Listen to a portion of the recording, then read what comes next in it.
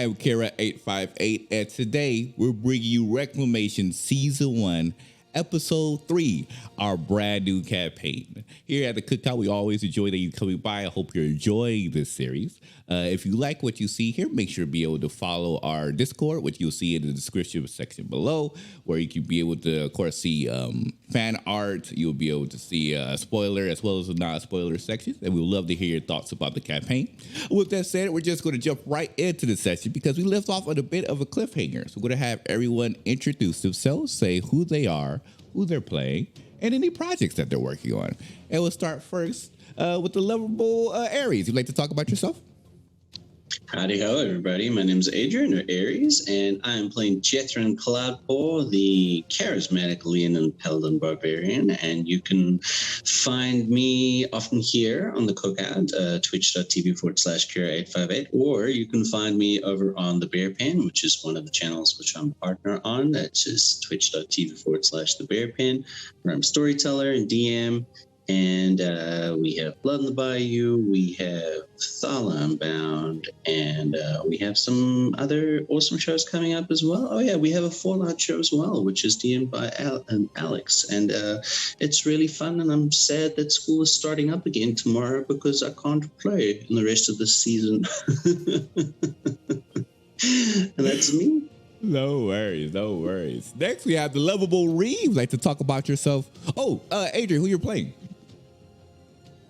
I started out with that, actually. Oh, you did? I must have missed that. Oh, okay, my bad. Reed, you'd like to talk about yourself, who you're playing, and projects you're working on? Sure. Hello, everyone. I am at Big Dudery on all the socials. I am on various projects over here on the Cookout, including Rivenwood Academy, Lords of Faerun, this lovely show, Gods of Color, and a few other cool things. So definitely check it out. And I have a new thing coming up very soon. From the time that you see this, it might have already started. In which case, just check my Twitter to learn more about it. And who you're playing? Oh, I'm playing Kashad Kyron, apparently like the most reasonable person in the kingdom at the moment. So, you know. I don't think that's an accurate title. More reasonable, yes. Most, and not so sure about that. I have killed 0 people. Next, we have the lovable Ari. You'd like to talk about yourself, who you're playing, and projects you're working on?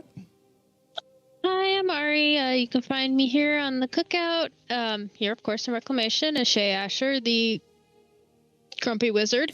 And over in Rivenwood as the complete opposite, very sweet Yvain. Mm-hmm. You can catch me over on the Bear Pen, where I'm a partner. I'm in Blood on the Bayou as Elijah, and Fallout as Katya, and in Thala Unbound as Asta. If you want to follow me anywhere, Small Shadow Snack is on Twitter, and it is just possums, just all possums. Wait, the Sugar Gliders has not made their way to the Twitter feed just yet?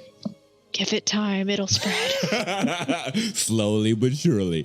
Next, we have the lovable Aaron. If you'd like to talk about yourself, who you're playing, and projects you're working on.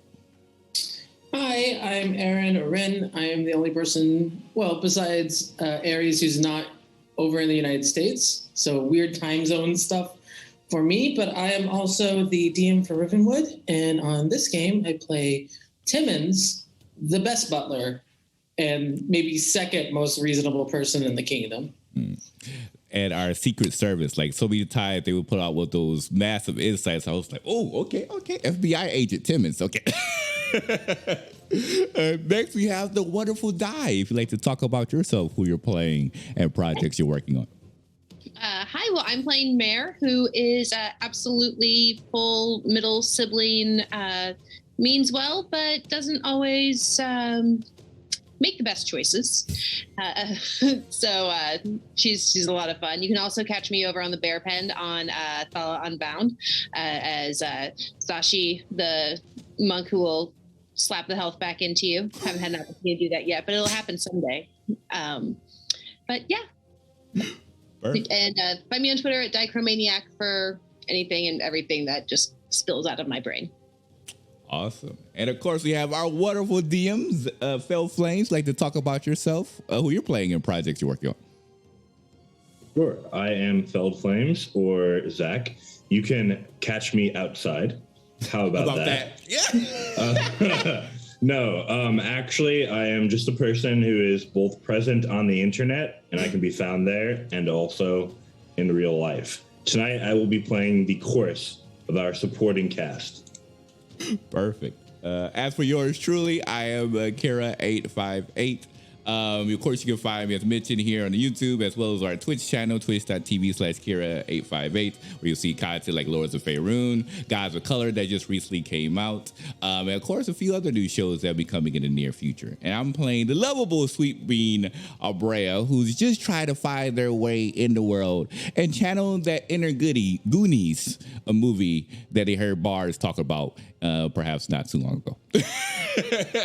And with that said, we're going to transition to our wonderful DM, Zach, to take our story. So, Zach, take it away. Last we left off, you were hanging out in the room of little princeling Ian Vestania, and he had performed a wish spell, which led to you being shown as the answer to your query about who might have done all of this that you all are investigating, a cast of characters as opposed to an individual person. You all had just watched him fall unconscious, and I will turn it over to you. How do Aubrey and Jethrin react to this situation? I'm immediately getting as close as I can and making sure that he hasn't fallen and hurt himself, and lay him down, and I'm just gonna dump my entire healing hands pool into him. Yeah, and 20 points. And Abrea is going to follow similar suit, bring out some spell components and cast cure wounds to try to help them get back up to speed. Like, oh wait, what was that? Oh. And then you just need to start spreading mud in other areas across them to get them some hit points. Excellent. Jethrin, it sounded to me like you were also kind of trying to look him over from a medicine standpoint. Could you go ahead and just roll me a medicine check, see if you notice anything? Yes. Excellent. That's 8 hit point backs for me, by the way. 18? 28 healing. 18 is pretty good. It looks like looking him over, and as you've put some healing into him, his life does not seem to be in danger. He immediately fell unconscious. But you pump this healing into him, both of you, and the eyelids start to flutter a little bit, and finally he opens his eyes. He looks at you and is like, "Oh. Well, are you okay? What happened?" "Oh, that much magical healing gives me a headache. Oh. Wait, that With gave all you the due headache? With all due respect, Your Highness, I rather a headache than your death." No, that makes sense. It's just, I feel buzzed. So what happened? That was really cool. You changed it to a lot of different people, which kind of confirmed my suspicion that it's some type of person who could change it to anything they want. Huh. You don't remember? What? Do you know? Oh, no. We were like, let's cast Wish. And I was like, yes, let's do it. And then I said the words, I did the spell, and then now I'm headache. Oh, okay. So you don't actually So you don't remember what you changed it to? Like some of the things you changed it to? Huh? You don't remember some of the things you changed it to? We were showing. Huh? Oh, guess not. Okay. So, with this revelation, that means anyone can be a suspect. So you have to be very careful because someone is trying to sabotage people. Ian, as you say, anyone could be a suspect. Ian looks at you and then looks over to a very ornate mirror that's on his wall. It's like, anyone can be a suspect, and he goes, Wait. No, we're safe. We're safe. I'm pretty sure. I'm pretty sure this is Chester. I'm definitely a Brea High, best cousin in the world. But I was wondering, do you know of something that can show someone's true colors? Like if they change like their shapes, is there like maybe like some type of like goggles or glasses that kind of reveals what they look like?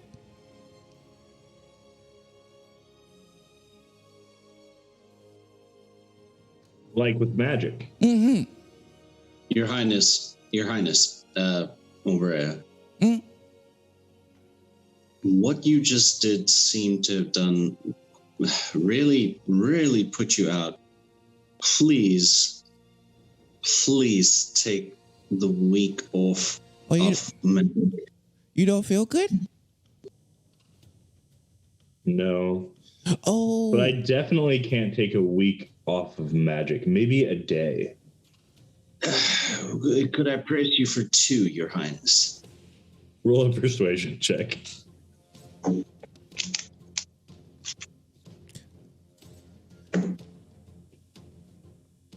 $16.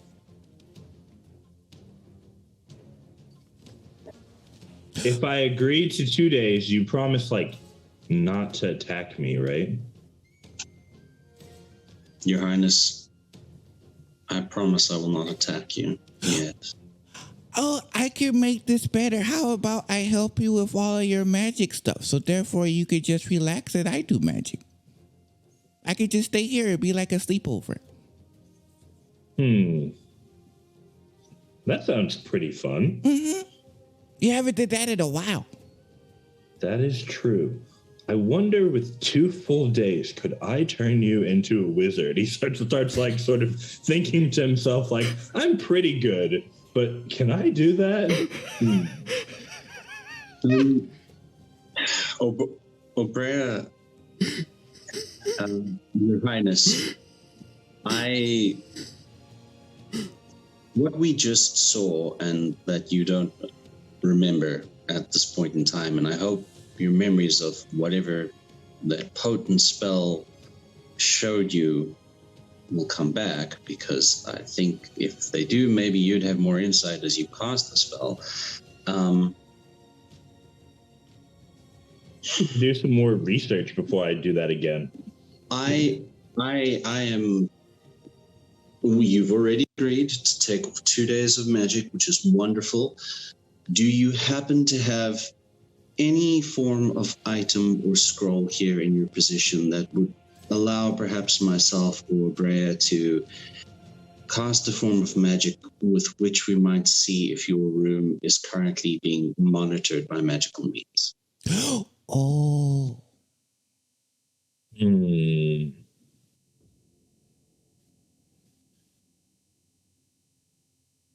Brea, could you open that dresser? He points to like a big dresser. It has 2 long, very long shelves that have 2 handles. So you kind of have to pull out by both handles at the same time. He kind of points over to it. It should be in the top one. Sure. What am I looking for? You're looking for. Well, you'll see. Just say best cousin when you open it up. Okay. And then they walk over to the drawer and says, best cousin, week. And they'll go ahead and grab it and pull it whoop. You see a flashing rune on the bottom of the inside of it. And as you're saying these words, best cousin, it flashes, pulsating once, twice, and then it goes dark. Oh, wow, this is really cool. They recognize my voice. And they'll take out the rune and says, is this it? The rune is drawn into the dresser. Oh. You can't take it out. Brea, roll me an insight check. Okay. Oh, that's a natural 19 on the die. Insight 20. What's plus 3 plus 19? 22? Yeah, 22. You recognize, based on the contents that you see inside, that this was probably trapped, and Ian has just given you the password to disable the magical trap. That password being best cousin. Abrea has like a genuine warm smile on her face. You can see like the blush disappearing in her cheeks when they realize that they were the password for this drawer. It's like, and they just let out a little giggle, like, and they kind of like look inside to see if they can find like a scroll or something.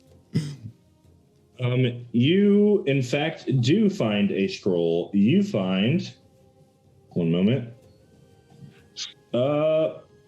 You find 15 scrolls, in fact, that have all been meticulously written out, rolled up, sealed. You imagine that there's probably an intense amount of wealth in the form of just these scrolls sitting in this this dresser. But with that inside check, you know, Ian can't really leave his room, so it's always protected by him and whatever guards are outside of the outside of his room at that moment. So looking inside, you're thinking, Ian said you would know what you're looking for when you saw it, and these are labeled, but there's like 15 of them. You gotta sort through them a little bit. Give me an investigation check. All right, no worries. This thing, Abrea's a wisdom base. I mean, they're okay, intelligence, okay. Wow, but this dice is loving me. That was a 17 plus 3, 20. Okay, you locate it almost immediately.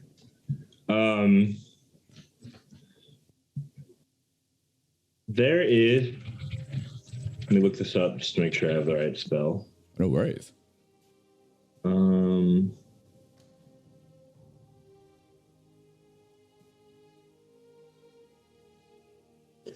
You find a scroll of true seeing, and you say, ooh, true seeing. That Jethrin said to look around the room for magical stuff. That makes sense. Abrea just holds up like, found it. It says true see. Oh, true seeing, so I can truly see.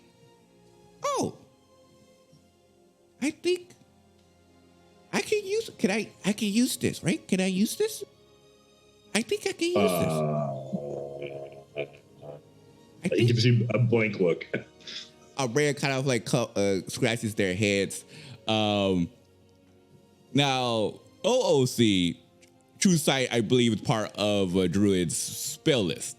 I see. How would Abrea knows that they could be able to cast a spell? I guess it's the thing of trying to find the correlation between. So Ian does not know. Unfortunately, True Seeing is not a part of the Druid spell list. Not? Correct. I thought it was. You could attempt to utilize it anyway. Ian would be willing to help you, even though he cannot perform magic or read the scroll directly.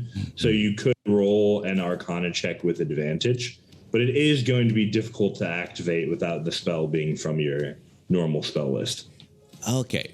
So Abrea looks over and says, okay, I'm going to need some help because I have not seen this spell before.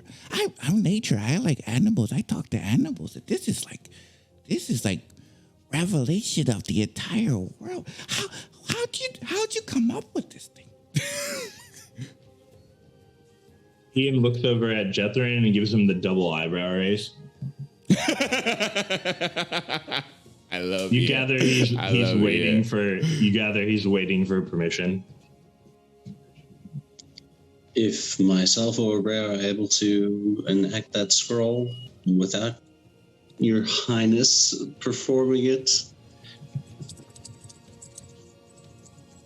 then it would probably be the right thing to use, I imagine. Excellent. Let's do this. So he, without touching the scroll or reading off of it directly, kind of glances over the words, starts reciting them out loud for you. He shows you a couple of hand gestures that would normally be associated with the spell, but don't necessarily need to be done while you're reading the scroll. You just need to read the scroll, but he's trying to like familiarize you more with the spell in general. He tells you about the normal material component, which he used as part of the construction of the spell scroll when he made it. That being like an ointment made of some special weird stuff that you actually find interesting, because he talks about how to derive it from some plants that are found in nature. And you're like, oh, I think I know those plants, actually. That makes sense. And you have advantage on trying to read the spell scroll. All right. You said this is Arcana, right? Mm-hmm. Yes, the Arcana. If you have guidance, guide yourself. Oh, yes, and I have guidance. Yes, thank you. I always forget that. Thank you for bringing that back to me. I appreciate it. All right. Here we go. Okay. Plus 13 plus 3 plus 4. 13 plus 3 plus 4. 20. 30, 20. 30, 20. Mm-hmm. The difficulty was 20. Yeah! It is amazing how these things happen sometimes. Okay, awesome. Yeah, I would have gotten it wasn't for that guidance, so thanks for reminding me. As Abrea reads the scroll off, and it's a bit odd because like the way that the spell is encoded is from a wizard's spell list. So Abrea is kind of like speaking like a normal arcane caster the entire time that they're reading from the scroll. So it's very odd for Jethrin and Ian looking on to like watch all of these arcane incantations coming out of Abrea's mouth. And then after reading the scroll, a couple of seconds, you get through the entire incantation, and you wait for something to happen, and you're staring at this page, and nothing happens. It just, the words disappear from the page, and you're like, what the heck? This is not working. And then you look up, and you see through the wood the glowing spell scrolls that were there. You see in the dresser, in the bottom shelf, there is another magically glowing rune that you have not seen previously, as well as a collection of what appears to be different kinds of jewelry and clothing that have magic resonance to them. And then you see there's some sort of strange looking artifact that looks like a pot that's on one of the shelves amongst a collection of other non-magical artifacts. And it glows with a actually pretty strong and powerful magical aura to it. Finally, looking it over, you look at the three of you, Abrea, Jethrin, and Ian, all being capable of casting magic. You see whatever magical items might be on the person of those people. Ian has a couple of glowing magical things that he's actually wearing currently that you probably haven't really seen or noticed before, just how magical they were. One of them has sort of a moderately glowing aura, and two of them have powerfully glowing auras. And finally, the very last thing is on one of the walls in Ian's room, there is a really, really strong, not quite as strong as the things that Ian is actually wearing, but stronger than anything else in the room, stronger than all of the spell scrolls, stronger than the pots on the shelves. There is a glowing aura on the wall, but it's strange because it actually looks like a door. It looks like a door that is completely invisible to normal sight. This is amazing! Oh my god! I can't believe I see you. There's like, wait, why is there a door over here? Why is that door so I've never seen such a strong door before in my life. I've always heard stories of people having difficulty going through doors, but now I can understand why, because this door looks like the most powerful door I've ever seen. I can show you. And then he looks over at Jethrin. In 2 days. Oh, yeah, you're so cool. Do us a favor, Obrea, if you would be so kind. Would you point out all the things which are very interesting to you, and then, Your Highness, if you would mind telling me if you know what they are. You don't have to tell me what they are, just if you know what they are, and then I would like very much to tell both of you why I suggested that specific wish. Okay. And they'll point out all of the specific items regarding the clothing attires, the pot that was over there. You see their mouth gets a little watering when they think about the pot because they immediately think of food. And then they talk the artifact, the items on their clothes, and then they still point back to the wall, that door, and they're just like in shock with that door. They've never seen anything like that before in their life. So they're just like, they kind of try to turn their attention to something else, but you see them constantly just looking back at that door. Like, square out. Wait, no, stay focused. Focus. That all seems normal to me. Aubrey, is there anything floating in the air? It would look like, I don't know, like a ghost or like a weird orb or something like that. No, I don't see anything like that. Wait. Okay. Can I have this forever? No. Yeah. How That's long does cool. Well, the spell lasts for 1 hour. It is probably, barring special circumstances, not something that you will ever experience again. So, sorry. It's okay.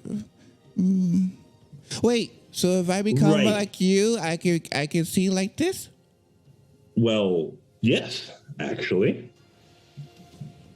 You see them pause for a second as they scratch their lip. It's like, I think I need to talk to you and Shay. And then he says, okay, so, but I only have an hour. But unless you really, really need one, I'm not making one of those scrolls again, because it costs enough to, feed like a small neighborhood to make one of those. Yeah. So it seems like it would be irresponsible unless there's like a very strong reason why we need, to do it. And me personally, it was mostly an experiment. I could just cast the spell if I needed to do it.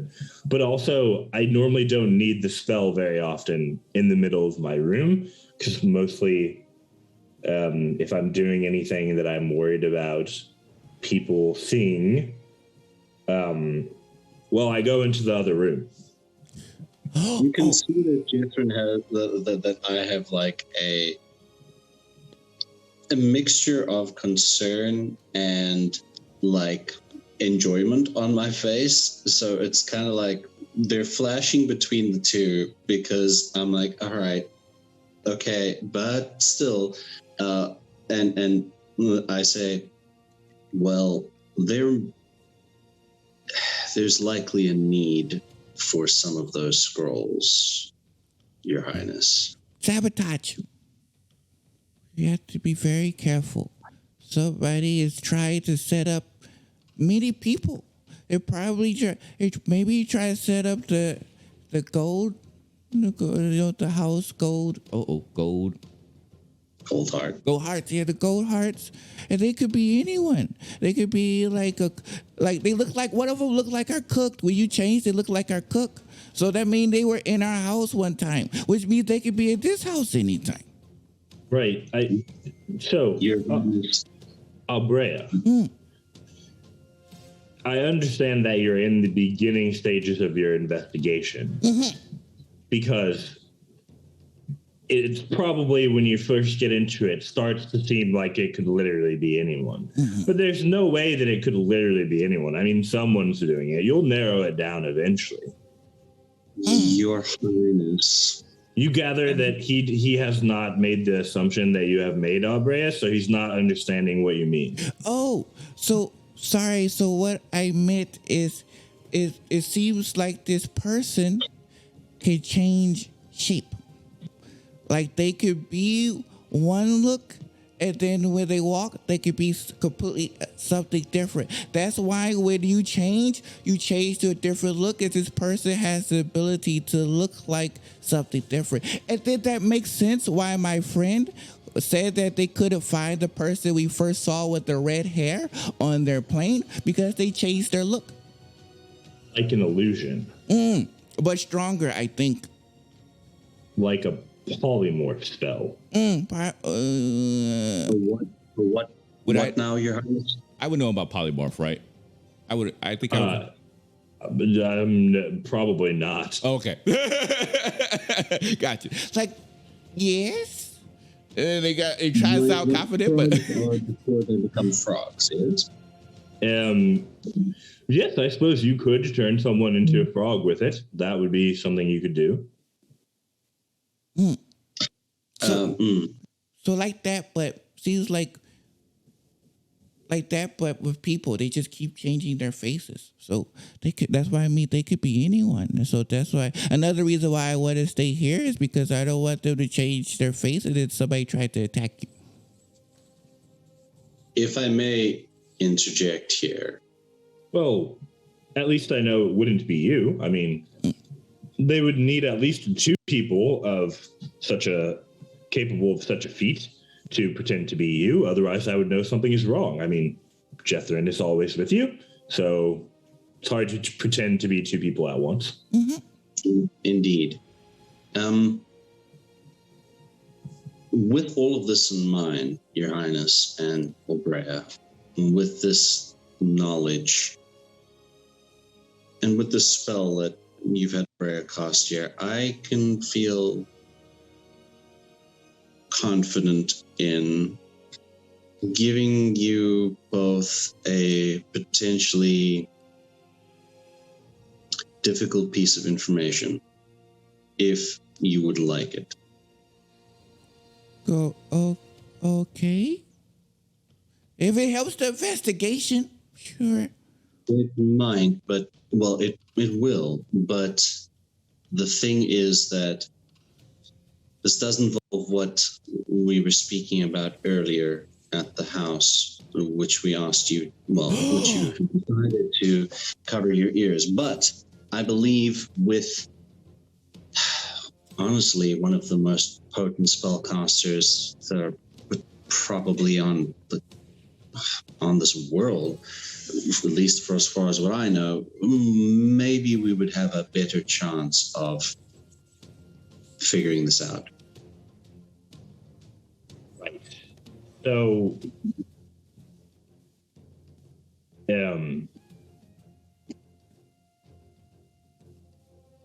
if you need more of those, I'm probably going to need you to bring me funding, or we're going to have to talk to my mom. Because therein lies a bit of a problem, Your Highness. Because I am not allowed to withdraw like a bunch of piles of 6,000 gold all the time, and that's what it takes to make one. Wait, do you think Auntie is the person who is a change person? I let out a visible sigh, and may I take a seat, Your Highness? We're not Auntie. That depends, Jethrin. There is a strong possibility that your mother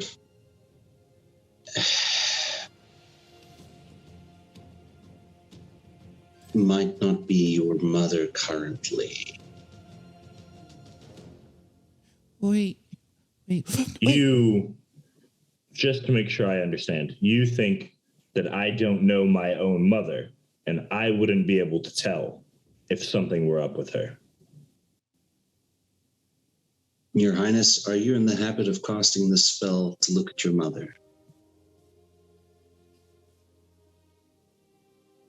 I don't see why it's relevant. Therein lies the difficult part of what I wanted to mention to you. During the course of our investigation, some disturbing things have come up, which potentially might indicate that one of these or this shape-shifting person or entity might be masquerading as your mother. Perhaps not all the time, but perhaps some of the time. Catherine, please go ahead and roll me a persuasion check. It will be a straight roll. You have both advantage due to your relationship with the individual and disadvantage due to the content of what you're trying to convey. 23.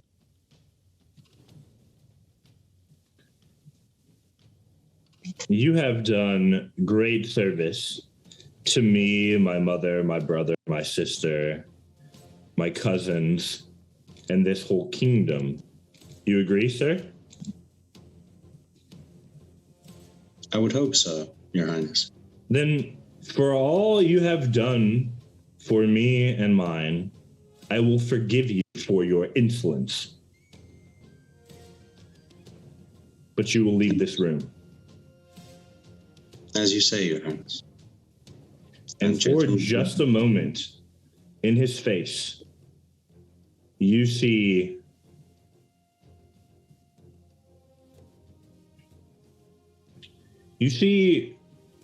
something. I don't know that he would fear it, but Jethrin would definitely recognize the danger in this. You see everything that his brother, his older brother, is. Firm, strong, poised, princely, perhaps obstinate in some ways, but with a lot more darkness than you would ever see in the Crown Prince, or have ever seen in the Crown Prince. Understood. Jethrin leaves the room and waits outside for a breath. Well, Abrea heads over and just gives Ian a huge hug. Thank you. It's not easy to to say that to, well, a lion person. I was sort of afraid he was going to attack me. No, he wouldn't do that. He loves you. It's easy to forget how nice he is because he's so big and... I guess since he was around since I was a little bitty baby, I think I got used to it. Well, that's not exactly the way that I wanted to obtain privacy, but we should talk about that thing you asked me about. Which thing?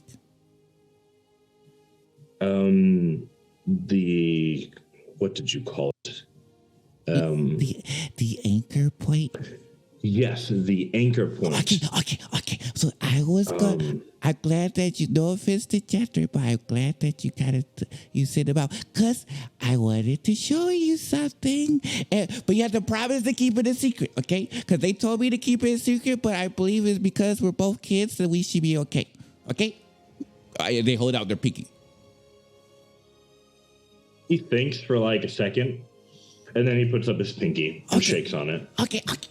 And he hops on a bed next to Ian, and they pull out the black notebook. that was provided from the Feywild. It says, so this book allows me to talk to a really good and powerful friend from the Feywild. And he can hear when I write something down, he's able to talk to me. He was the friend that told me that this person was not on this plane of existence.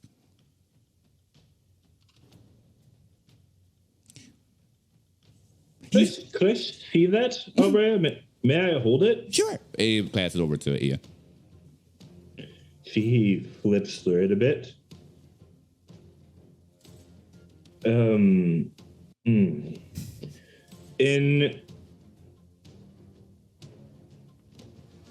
the bottom drawer.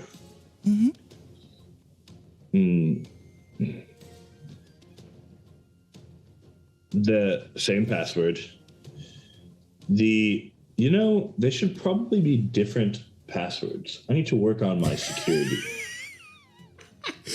Sponsored by Norse. Sorry, go ahead. There is an amulet. It's got sort of like a moon, and I think it's like a blue or a purple gemstone in it.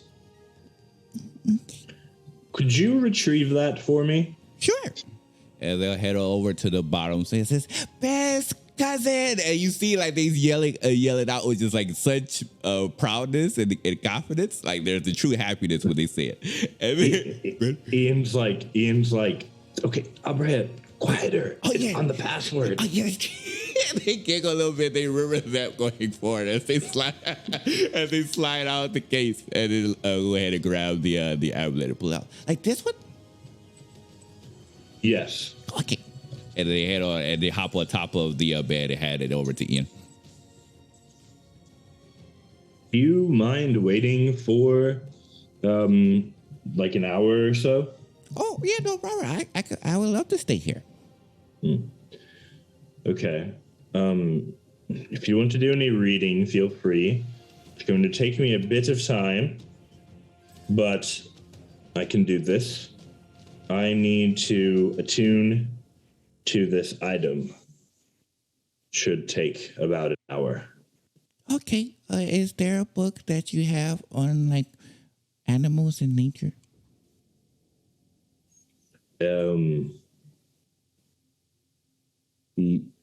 Yes, he says, as he's kind of like rubbing the amulet and turning it over in his hands. I'm not certain that you're going to like it very much, though. Maybe something else.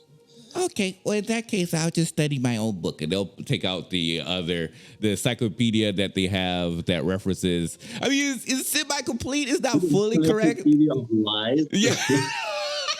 It's just missing some core information. And they probably go in there and start adding in some information that they discovered about the gristle. And they probably have like a title on the front that says Encyclopedia 2.0. And that's what they'll do for the hour. Master DM, actually, as soon as Jethro was told to leave the room, he is supposed to meet Kurt. I imagine he would actually take this moment because he trusts Rhea and Ian at this point in time. So he would probably take this time to go and see Kurt as he was supposed to see him. Okay. As you go, would you like to use your passive insight on what you witnessed? Or would you like to roll an active insight roll on Probably the situation? Because my passive's not great. Yeah, go ahead and give me an active roll as you're heading off to see Kurt and sort of mulling over what just happened in your head. Jeshlin just thinks that he might be mad or struggling with stuff because I rolled a 2, and I have no bonuses for that. Yeah, it's sort of odd behavior for Ian, especially in front of Abrea. You've probably seen him get mad at people before, or heard of it at least, right? Since you're normally with Abrea. We've never seen him act like that in front of Abrea. So you recognize that as being odd, but aren't sure exactly how to interpret it based on that role. I mean, if somebody told Jethro at 14 years old that his mother might be an evil imposter, he probably would have acted the same way. Mm-hmm. If that is your assessment, and you know that out of character, I will tell you, I can't confirm it directly with that roll, but it's a reasonable conclusion. Mm-hmm.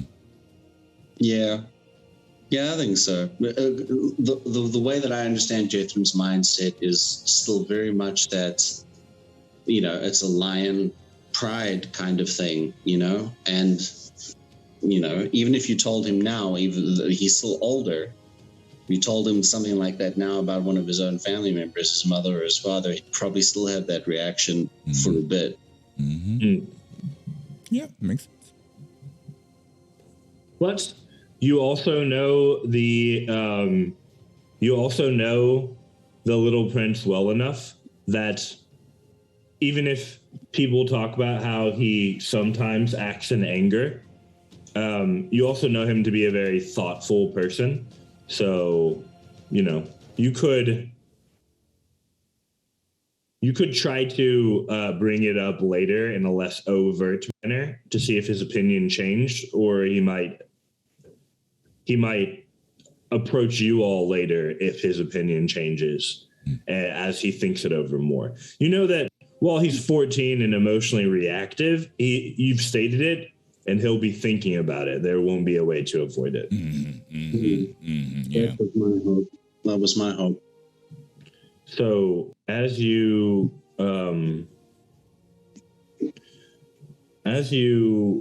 work, we'll go to Jethrin in just a moment. I'm gonna finish the Aubrey and Ian thing really quickly. As you are making these notes on the gristle, he continues turning over the amulet, attuning to the item, and once he does, he's like, "Oh, you're writing about the gristles." Mm-hmm. Yeah, because this was missing a lot of information. Like, they don't tell you that they could cast spells, like fireballs and other things. I once met with a nobleman from Fudalonia.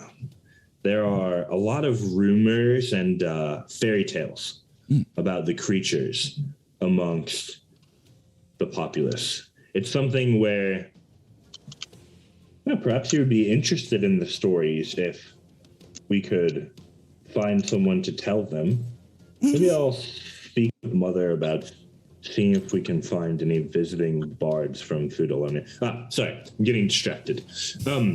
Anyway, this magician once came by to visit with me. He had a query. I was trying to help him sort out some components on a spell that he was working on developing. And he, in exchange, told me something interesting about gristles. It's just a rumor, but would you like to hear about it? Of course. What did you hear? Apparently, they can cast magic. Oh. But, and this is where it gets really interesting, apparently, each gristle, when it's born, is born with knowledge of one specific spell, and it's always different. Oh, that would make sense why our gristles did one attack. Wait, you have a gristle? We have it at our home. You want to see? His name is Berries. Let me think about it. Okay, Berries is really cool. He shoots out a green beam. He was really cool. We ran into another one and we were trying to bring them home, but he shot me with a fireball, and they heard it. Ouch. Tell me about it. I think I still have the burns on my butt cheek. You were still standing afterwards?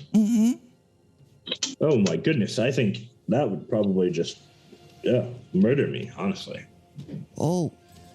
Well, I'm glad. Maybe it's the wilds. I guess I got used to hot weather or something. Or maybe it's me getting burned from Shay's cookie. Sometimes the oils just come out and it burns me in the butt. And then I guess I just got used to that.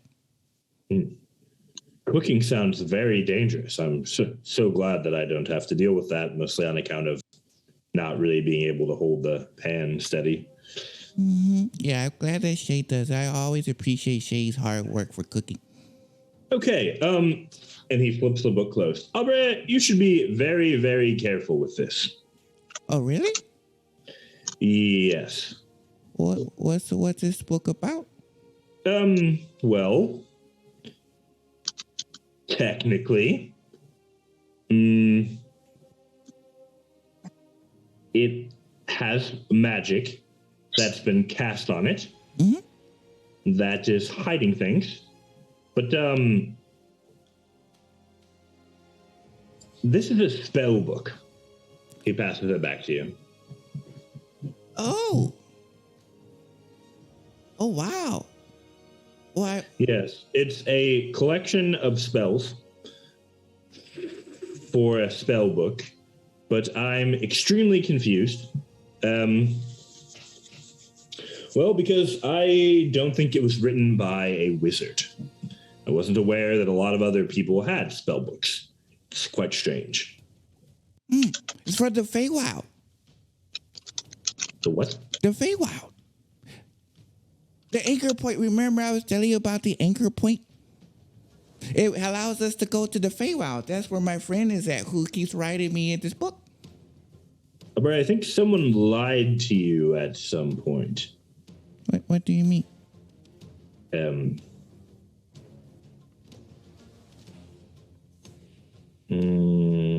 The Feywild isn't real. I mean, my great-grandfather, has a note on it in some of his books. I mean, it was invented by someone that he knew. It never existed until this guy made it up for a collection of stories and morals to be passed on to the coming children of the kingdom. It was invented by a storyteller. And they'll go over and they grab Ian by the hand and says, "Will you believe me if I tell you I actually went there? We saw all different types of planes. We went to the Feywild, and then we also saw the plane of Earth. But I went to the Feywild where I was with Shay's brother. It was really nice, very magical. Mostly kids.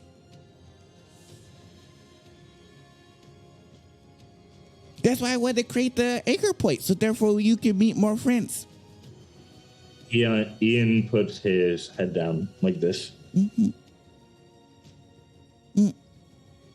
See? So yeah, maybe, are you okay? Yeah, of course. Yeah. That sounds great, Abrea. Yeah.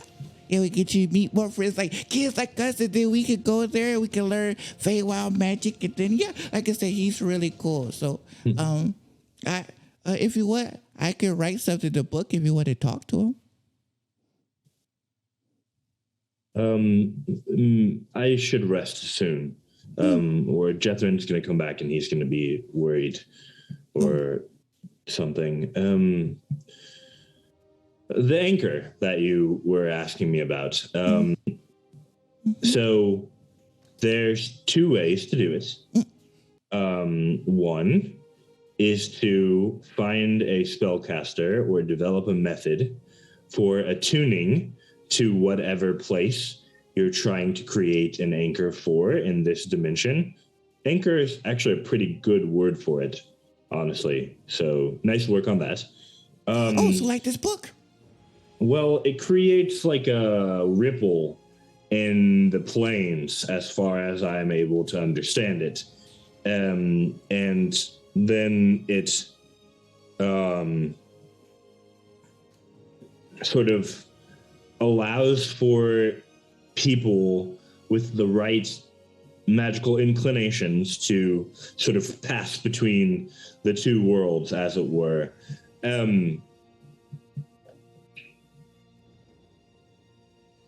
That's going to be difficult.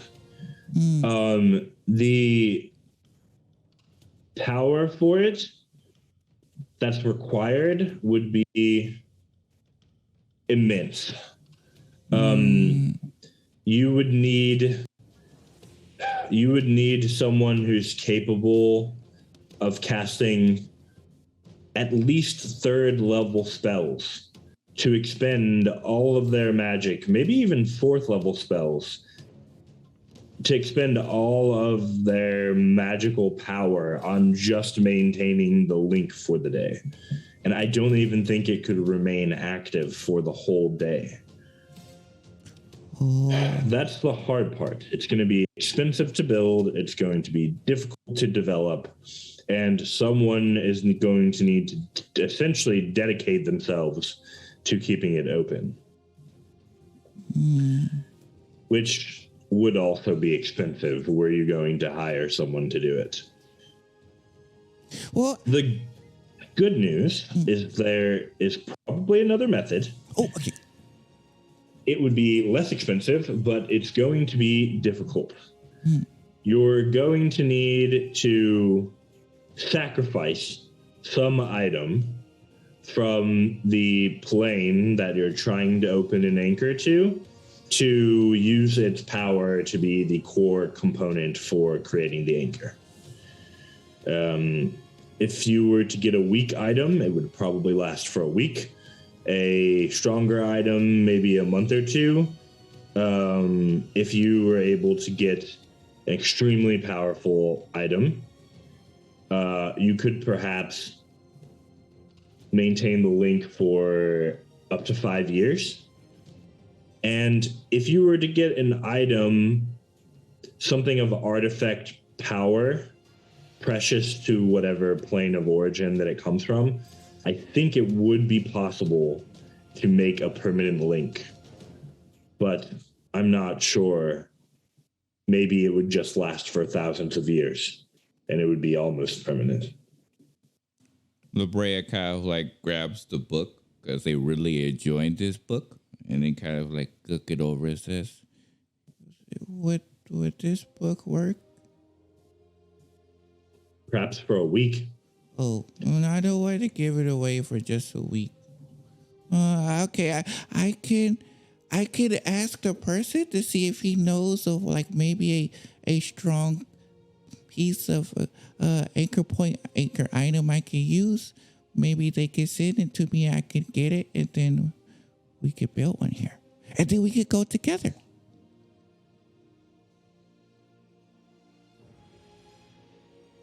Okay. All right. Well,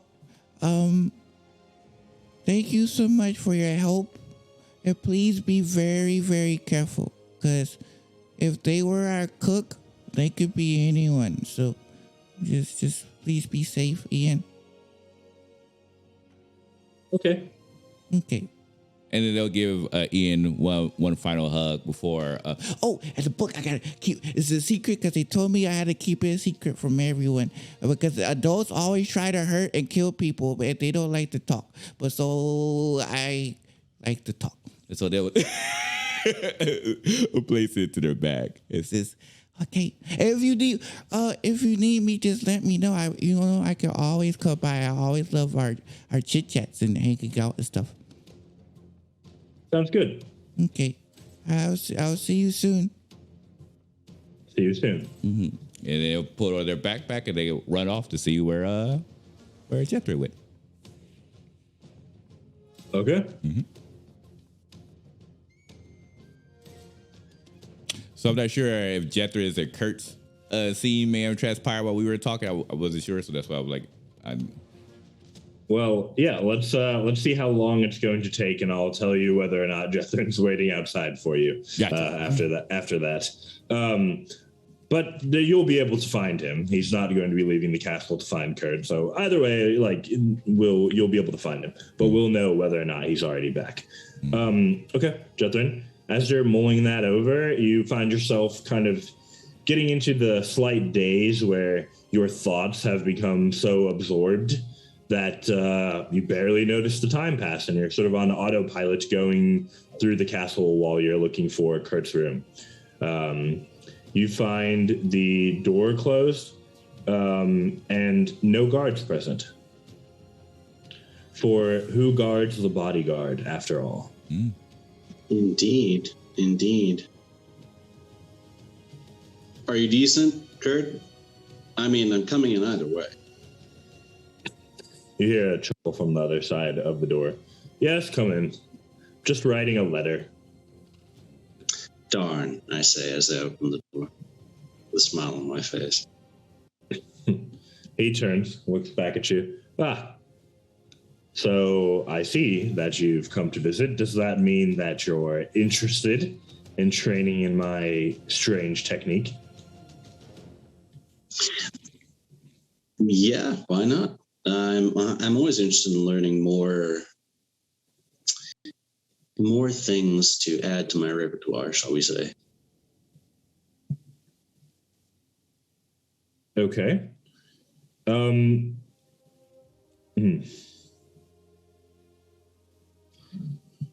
Well, that's good.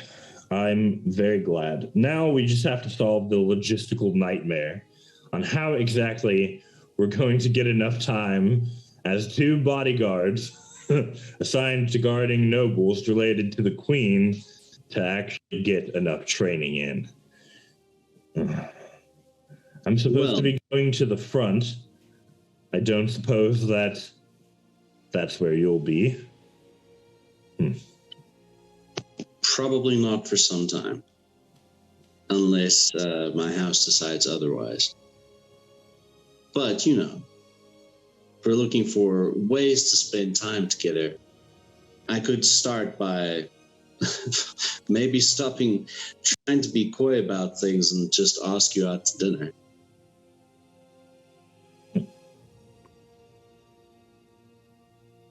Are you? I think I was. I mean, like, usually you don't take the subtle very well, so I'm just deciding to actually say, would you like to go to dinner sometime, Kurt? Like a dinner. I'm not talking like, hey, we're just 2 buddies. I'm asking you on a date is what I'm saying. Yeah. I get that. I'm asking, you're actually doing that now? You know, it's been so fun playing with you. I've noticed, and yes, I am actually doing that now. Maybe it's the impending war flowing through the air, and you might be dead. In fact, maybe we should make it lunch, seeing as you leave in 4 hours' time. That's true. I might not make it to dinner, and I might not make it back from the war. I imagine there's going to be a great many people trying to kill the prince. Indeed. Speaking of our dear prince, did you also happen to pass on my message to him? Which one? Just offering to buy him a glass of wine when he comes back. Oh, yes. It's gonna be in the report. The stupid letter. He gestures at the pen that's been kind of set to the side, and the letter that he's clearly in the middle of writing. It's actually a report. Well, that's going straight to the prince? Well, yes, from my hand, the next time we see each other. He's in meetings all day in the castle. There's plenty of other guards around. I was given leave for the day. Because, well, I'm not going to get leave. I'm going to be on 24/7 duty for quite some time. Just going to suck. Why did I choose this job? I wonder sometimes. I truly wonder. Perhaps we should discuss it over lunch. I need to finish this letter first. Is that all right? It is. If that's a yes on the actual date lunch. Oh, yes, it is. It's just been funny to watch you squirm a bit. I mean, you're normally so charismatic, and yet anytime you try to talk to me, it's just... You know, I've often left those encounters wondering, I thought I got half my point across, but, well, you know, either way, sometimes direct is best. Sometimes. Okay, well, he starts writing again. He's like, I don't suppose that your charge is going to have to join us for lunch. I think that Oberyn is currently with the young prince Ian. Okay. Well, I imagine he'd be rather safe there. Probably nothing for you to worry about. Probably. Ah, darn it. Talking and writing. So true. So He true. continues So to true. he continues to finish the letter. Do you talk to him while he's writing, or do you wait? Well, just a general sort of chit chat, I guess. Okay. He finishes the letter, and as you all are chit-chatting, every so often, he just goes, dang, and crosses out a word. Dang, crosses out another word as he's writing the things that he's saying, as opposed to just the words that he's trying to write. It's so true. He completes, From people, correct? completes the letter, rolls it up, takes wax, drips it over, presses his heel into it, and puts it into a bag of holding at his side. He says, well, what kind of place were you thinking for lunch? If you don't have any ideas, I have a suggestion. We'll go with your suggestion. All right. Follow me. Lead the way. He kind of leads you out of the room, leads you out of the castle. Along the way, he's kind of chit-chatting a bit, and then he's asking, like, do we need to let Aubrey know you're leaving? Should I send a messenger at least, or... Yes, please. All right. So he finds a guard along the way who's bypassing and, like, running hurriedly to somewhere else. And he taps the guard and is like, hey. And guard's like, what? He's like, whenever you finish whatever you're doing now, go to the young Prince Ian's room. Don't interrupt him and his cousin. Wait for them to finish. And then let him know that his bodyguard is leaving, and I'll have him back safely soon.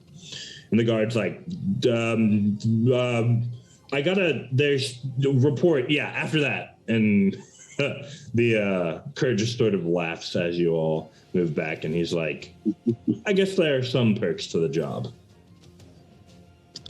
There are. He leads you through the city, a couple of minutes walk away from the castle, chit-chatting along the way, and you find yourself in front of a restaurant. It has a name written in the language that I don't think you understand. What languages does Jethron speak? Common, Daragonian, and Leonid. In the language that you do not understand. And he leads you inside. On the inside, there is like a podium where the host typically stands at. And drawn on it is a very elaborate mural that appears to be some fish under the sea. This looks like a fancy place. A little bit, but we are sort of celebrating in a sense, I suppose, right? I think so. It's definitely been a number of years coming. Mm-hmm. This is the best seafood in the entire city.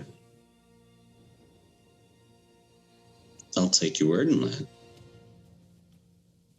Naturally. So the host comes, Kurt talks to them. You gather that Kurt seems to know the people in this restaurant. He's brought you to a place where it's like, oh, hey, Tom. Ah, Jeff, hey. All of the staff are sort of like know him by name. He's a notable figure, but it also seems that he comes to this restaurant quite often. And you all sit down to have your meal. Small loaf of bread is brought kind of as a little bit of a starter, compliments of the house. Is there anything specific that you want to chat with him about over lunch? Not too specific. He mentioned something about that sword. I don't know if his intention was that he wants to give me that sword or he wants to train me in the. Because I was, as a player, was confused about his intention with that. He wants to train you in how to do it. He explains that the weapon is magical, but the enchantment is not what is allowing him to wield such an unwieldy weapon. It is specific training that he has done, and you gather in the conversation that he's kind of shown you his ace in the hole. This is not a weapon that he normally uses. It would be something that, I know I'm opening myself up to anime jokes, but that he draws when a battle is not seeming to go his way. Yeah. That is his like final weapon, sort of. Nice. Secret weapon, ace in the hole strategy. So he wants to, when things are a bit better and in a situation where you all would actually have time to specifically train together, he wants to teach you essentially the feat, which would take 6 months worth of downtime or practicing to actually wield oversized weapons. It would be, essentially in game terms, it would allow you to wield large-sized weapons. Nice. That's gonna be a lot of fun, Kurt. Thank you. Yep. And this food is delicious, but I figure, seeing as you're gonna be away for war for a little bit of time, maybe we have time to head back to the castle for something tastier.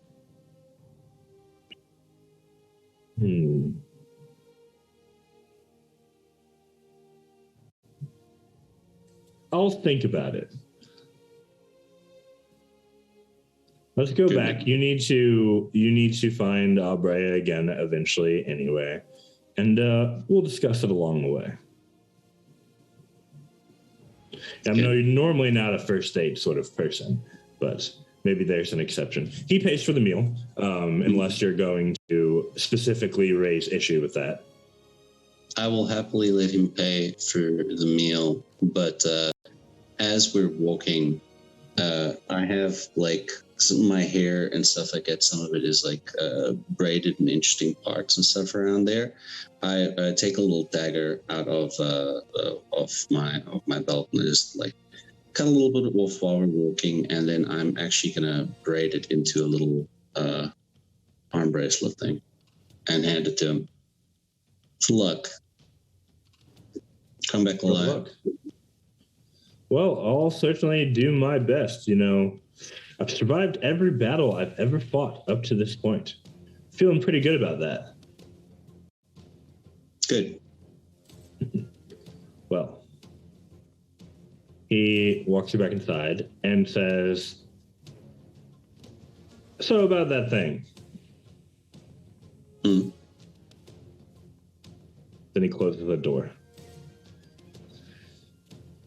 Am I inside when he closes the door? That's Yep. Yep. All right. But we will leave it there. All right.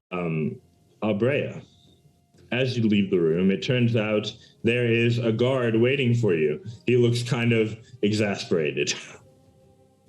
I wonder why. So Abrea pops. I was like, "Oh, hi." Hello. So I'm supposed to be handling training field equipment, checking in, out, helping out with all that stuff for the soldiers who are working out there, preparing to go and be deployed soon. But I saw Kurt, and Kurt, he said, what? Sorry.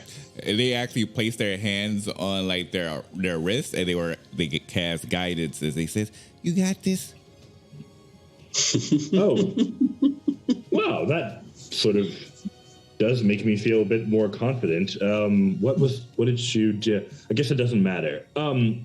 Kurt told me to tell you that he and Jethrin, Sir Jethrin, are going to be going out, and that Kurt will bring him back safely, but I don't think they've returned yet. Oh, okay, I get to stay with Ian a bit longer. Okay, I actually was leaving because I was worried that Jethro was looking for me. But if Jethro is having fun, then I can have fun. That seems rational to me. Yeah, it's really, really great meeting you. Can I go? Oh, yeah, sure. Be careful out there. You got this. He leaves, and you just hear him muttering to himself with your passive perception as he walks away, like, man, I'm really going to get chewed out over this one. This is going to suck. Because... Yeah, I can imagine because, that. yeah. So you go back into Ian's room. Before I go back inside, I'm just going to do one final thing. I'm just going to go ahead and cast another primal awareness, just to be able to detect now that I'm in the castle what I can be able to sense. So that would be Fae, Fiend, pretty much the whole gauntlet. But give me 1 second while I pull up the actual listing. There we go, and boop. So it is celestials. There you go. Celestial, aberrations, dragons, elementals, fae, fiends, and undead. Within 1 mile. So read me the list of the ones that you had found last time. Do you have that in your notes? Oh, yes. It's celestial, aberrations, and fiend. The celestial is still present. Mm-hmm. The fiend is still present within the 1 mile radius. The aberration that you found has moved outside of the 1 mile radius. Okay, and there's last time you activated it on the way in, they were still within 1 mile radius. Currently, they're not within 1 mile radius.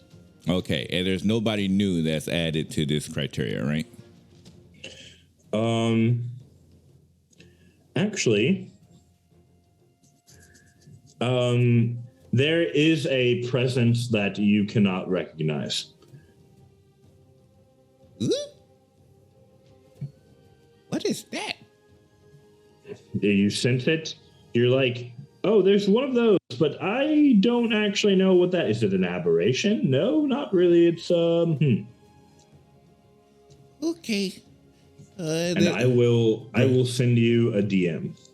Okay. No worries. Wait, via Zoom or Discord? Which one do we need to do? Discord would be easier for me. All right, I will send it via Discord. Yeah, that's on a different monitor, so it'll be easier to pick up.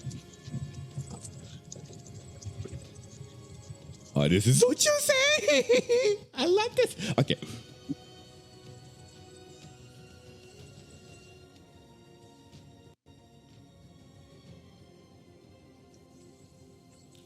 Well, okay. Okay, so they kind of freeze like, what is that? Oh, that's a, what is that? I can sense it, but I don't know what it is. Ian, and you see the buses right inside the room. He's like, okay. I also forgot to mention I got some new skills, and one of the skills allows for me to detect stuff within a 1 mile radius. And so there's one that's a fiend that's within 1 mile of here. And then there's also a celestial, but that's just no name yet. And then they kind of point to no name yet. Like he's a seed. Oh, no, I wasn't sleeping. What? Oh, you were asleep? Oh. No. Oh, goodness.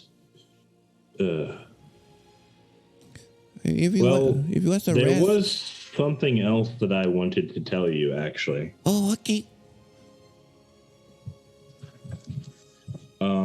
And give me 1 moment to prepare this. Mm-hmm. As you talk, something shifts. Ian's eyes alight with magical energy, and he begins to speak in a voice that is not his own. A brother stands across from a sister. The brother says to the sister, "You will be over death. I will be over life, the life that I have brought to the world, and you, the regulating force that helps that life to be meaningful. But sister, I am afraid."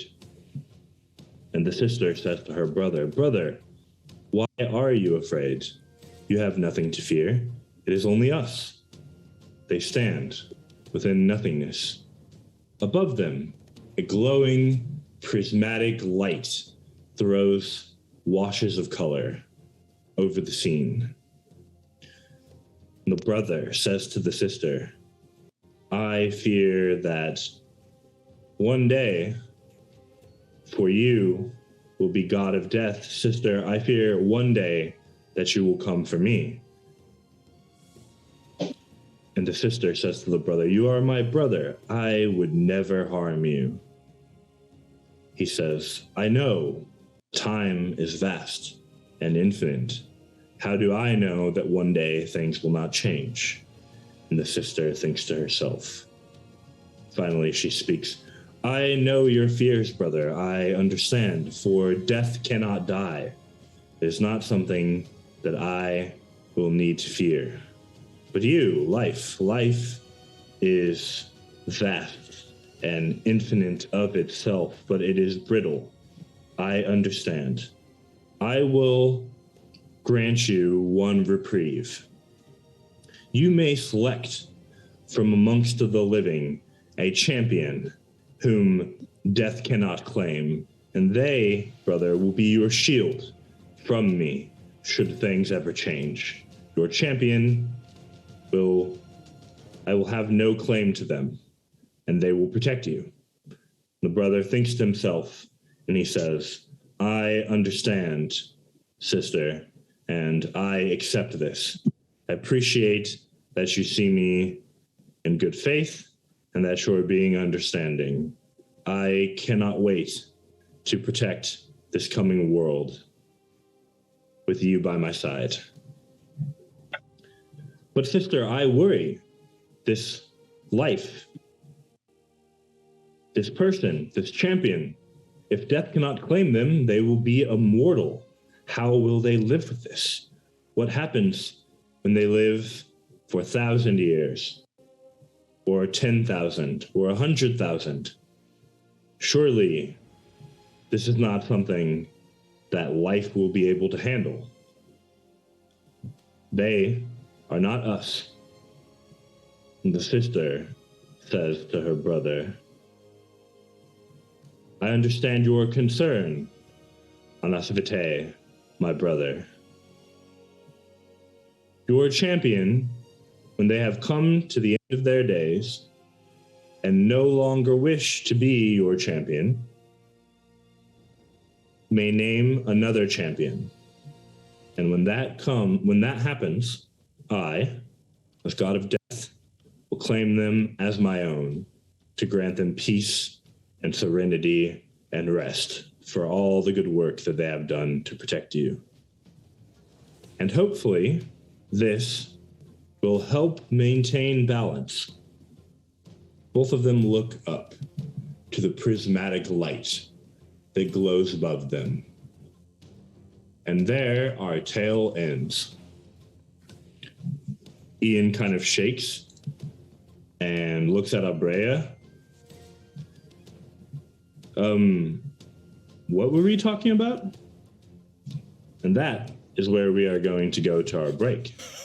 So the moment that we are at currently is Abrea has just been the sole witness to a story told by Ian while he was speaking in a different voice.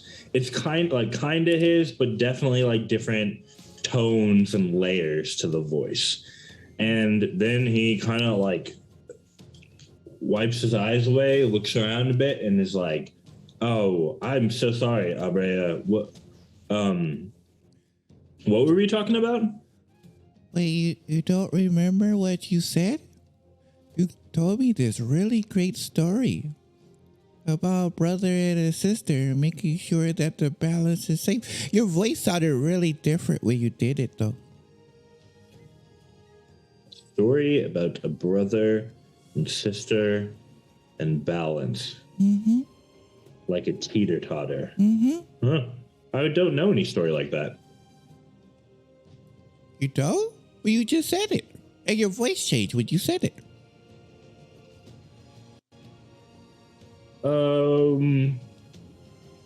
Abrea, I'm sorry. That's why I came in here. I wanted to warn you. I could tell there's a fiend within 1 mile from here. What?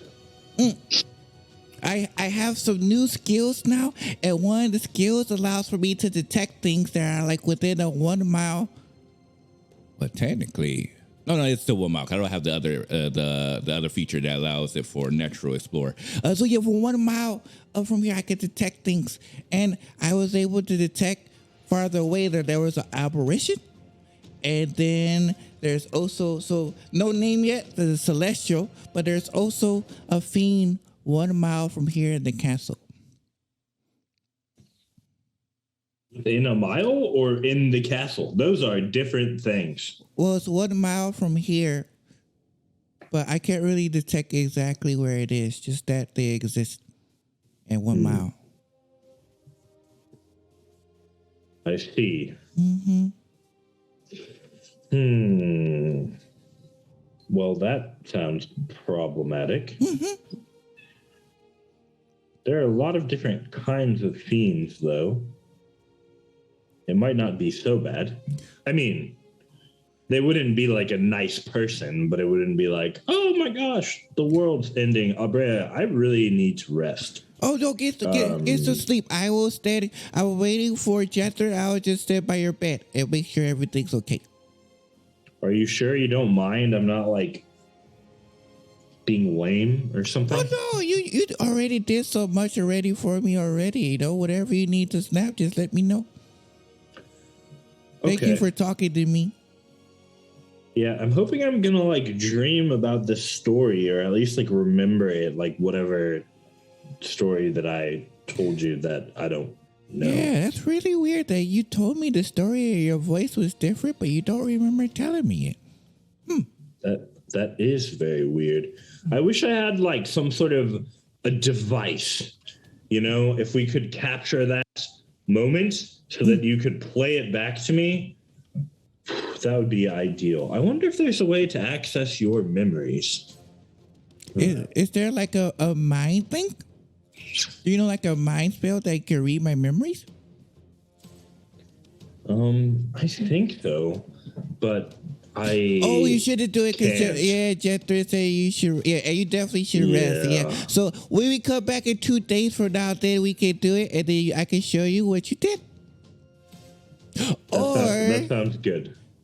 Or if you have a spell scroll that has it, maybe I could cast it and then I can send it to you.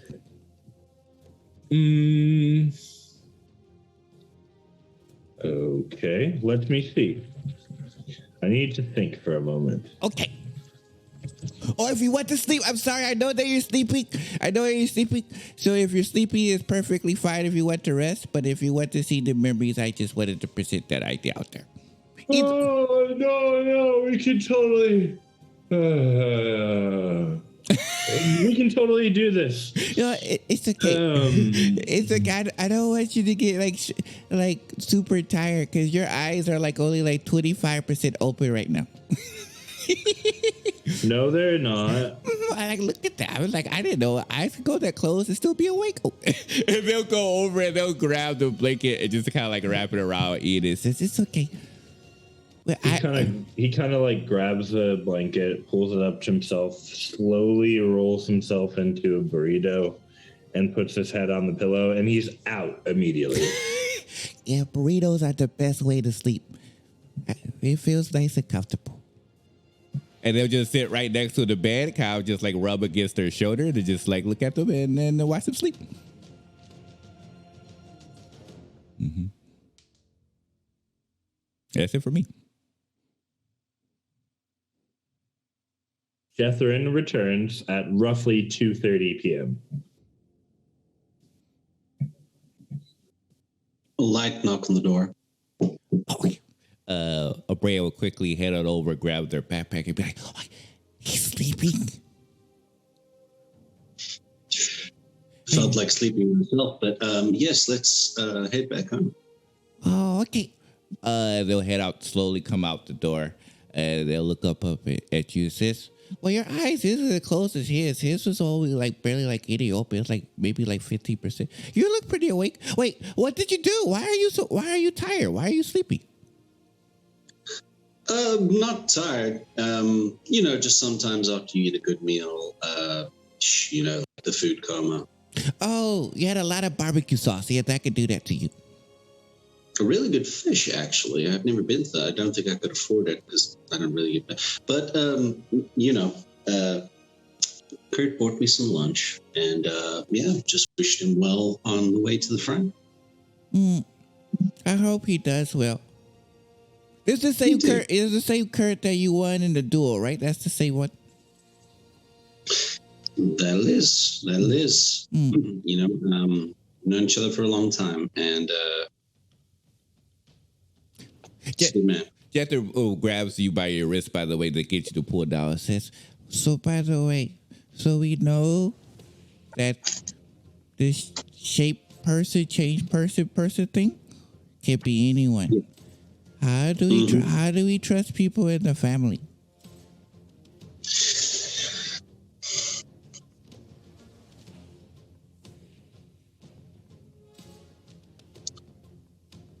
Pay as close attention as we can. If something seems really out of character, then go from there. Okay. I wish I could see that spell again. It was a really awesome experience. It's like I never got to see something like that before. You get to see the world for what it truly is versus this. Now this kind of feels fake. Now I kind of see now what it's supposed to be, and it's beautiful. That does sound beautiful, actually. They'll take your hand like, "Do you want to head home?" Mm-hmm. Piggyback ride? Yes. And they'll just leap right on top for your knee up to your wrist, to your shoulder. Like, okay. Thank you for coming. This was a lot of fun. Yeah, it was actually. I had a really good day. And I've definitely got a good perk in my step. Mm-hmm. I'll go back home. And then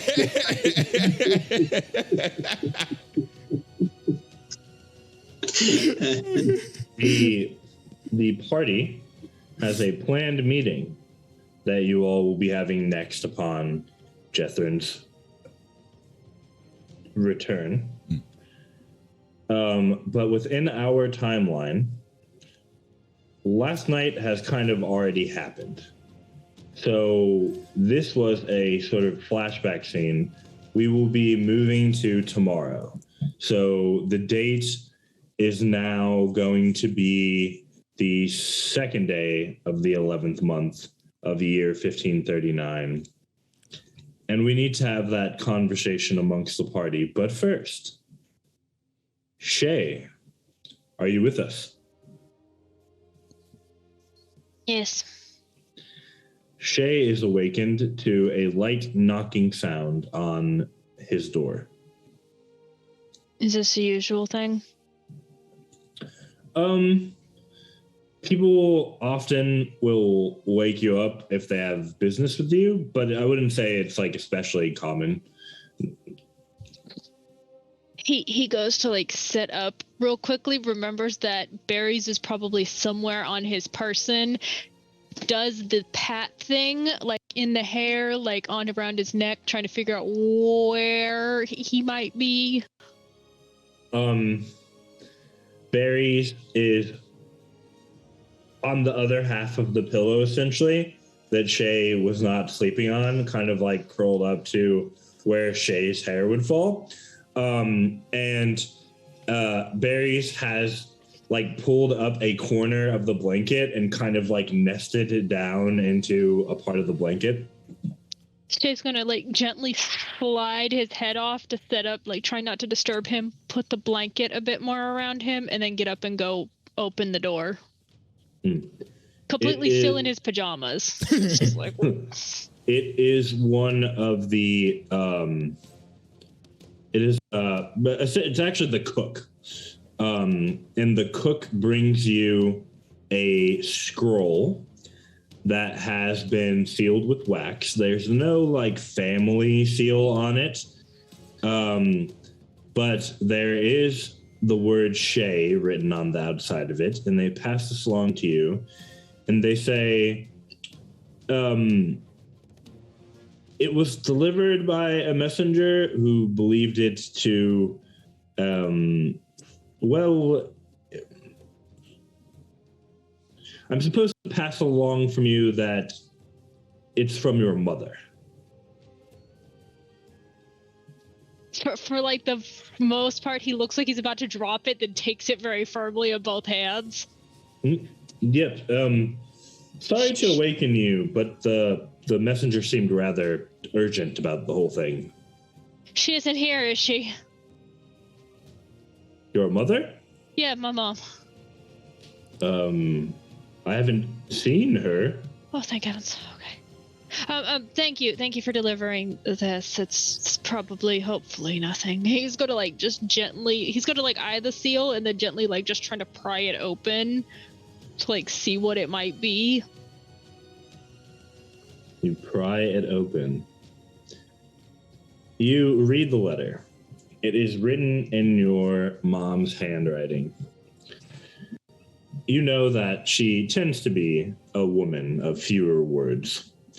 It says a relatively simple message. The contents of the letter read, Son, I know that you fear me. Do not think that you fool me. Still, I hear enough whispers from the city that you're becoming more involved and your family is bringing you out of your shell. Do not stop this, period. Did she underline it? Mm-hmm. Oh, God. Oh, it's an order from Mama. A new paragraph starts, and it's one sentence before the letter is signed. The final sentence of the letter reads, I am no mercenary. The next time we meet, you are an adult, and we will discuss my true role in this kingdom. Signed, Mom. P.S. I love you, son.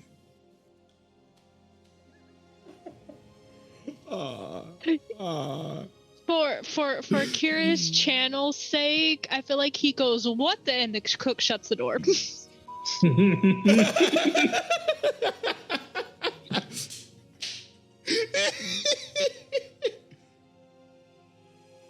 Oh, perfect. Oh, so I was wondering if when Mare wakes up, if our Brea could be like outside, like sniffing her. Like so you like when she wakes up in the morning, like you would just see a Brea like over your bed, just like smelling you. Okay. Sure. Shay, before we get to that, Shay, do you have any reaction after the door closes and the beeping has finished that you would like to tell for the benefit of the panel? How does Shay react to this? He's reading it a couple times, like trying to figure out if she's like pulling his leg, but also like what? I know that will explain why she was gone all the time. Mercenary work doesn't usually keep somebody away. Mom, what were you doing with your life? Wait, So does Dad know? Does any of the siblings know? Why is she telling me this? He's like, okay. So Shay's kind of sitting there thinking, and he's like, is this a joke? When's the last time Mom actually told a joke? I have to think about that one. Was that when the twins were born? Wait, no, was that actually a joke? No, wait, she laughed about that. Yes, it was. Like, he's just, like, cycling. and just kind of like sitting on the bed, just like, what? Excellent. Well, then let's move to Abrea. Mare, you wake up and Abrea is actively sniffing you, bringing air in through their nostrils. Oh, good morning. Good morning. This is probably not the first time Mare's been awoken this way, I imagine. It's not as common as it used to be. It used to be a lot more common when you used to go out to different areas, but because we've been going out for a bit more, you get used to it. But yeah, this is so it's been a while. But when you wake up and say, "Good morning," can I ask you a question? Of course, anything. What's going on? Can you tell me about the time when I taught you Sylvan? Of course. We were outside in the grass under the trees, and you were speaking in a language I didn't understand, and it seemed like the whole world around us understood you, and I was curious. I wanted to speak in a way that the very plants and bugs could understand me, and you were so patient. And it took a while. It was many days. Didn't learn it all at once. But you helped me understand things better. It was beautiful. I missed that. There's like huge dimples that appear right next to their cheeks. That's a big smile just spreads on them. They give you a gigantic hug. It's like, okay, so you're you. I give them a big hug back. I'm glad. You seem worried. What were you worried about? Oh, that you weren't you. Oh, wait. I have to. Wait. I guess we should probably tell everyone later. But yeah, it was. I just wanted to make sure that you were you, because I feel like it was easier to detect you the most because I kind of know you a bit more than the others. So I was like, okay, if I can rule you out, then it'd be easier. Then we can work our way down and make sure it's not no one here. I think that's very wise. Perhaps we need a code word. The code word is pineapple. Pineapple it is. So if you see someone that's looking very suspicious, even the cook, we say pineapple. Pineapple. And if I say pineapple, do you say pineapple back or do you say something different? I say pineapple back and then we jump them. Wait, I thought pineapple was the word for making sure that we were who we say we are. Oh, I like that idea too. Okay, yeah, we use pineapple. Yeah, so if they don't know it, then something is really fishy. And be very careful. Yeah, then we jump them. And we capture them and then we take them to Kashad so the Kashad can bring a reward and then we save the kingdom. Yes. So, the plan. If I say pineapple, you say pineapple. And if the person doesn't say pineapple, then we jump them, bring them to Kashad, and then we save the kingdom. Mm-hmm. See, it's easy enough. That works. It's an easy enough plan. I think we can remember it. Mm-hmm. It's good. Okay, I think we have to gather the family together because I kind of found out some news. It seems like you have a lot weighing on your mind. Yes. We'll gather everyone, but I want to know everything that happened yesterday when you went to go see our cousin. Oh. Well, okay, so I discovered that there was some things out and about, like there's a fiend 1 mile away from here. There's an apparition that's 1 mile away from here. And then you get close. And there's also something else that's closer to the kingdom. I can't really put my finger on what it is, but it's definitely different. Because I've never seen anything like that before.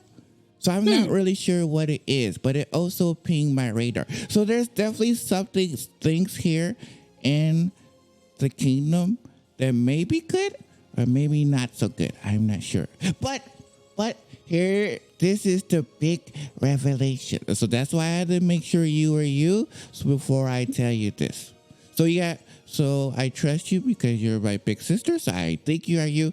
And so I'm going to tell you the person who's doing the danger stuff can change their shape and size to anything they want. Well, that's a useful skill, but of great concern if they're an enemy. They were the cook before. This is why we have the code word. Mm-hmm. So especially the book. Mm-hmm.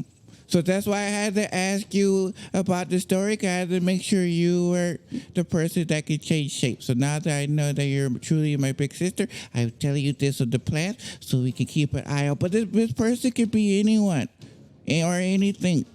And so Jethro, you can cross out Jethro because Jethro was there when we discovered it. So Jethro is also not the suspect. But I've been on a mission because, I find out a lot of stuff. People underestimate me because I'm 12 years old. But I'm really smart. And I find out lots of stuff. You are. And you listen very well. And I think people do underestimate you because of your age. So they tell you things that perhaps they wouldn't reveal in older, more established company. Oh, but that's what that is? Oh, I didn't know.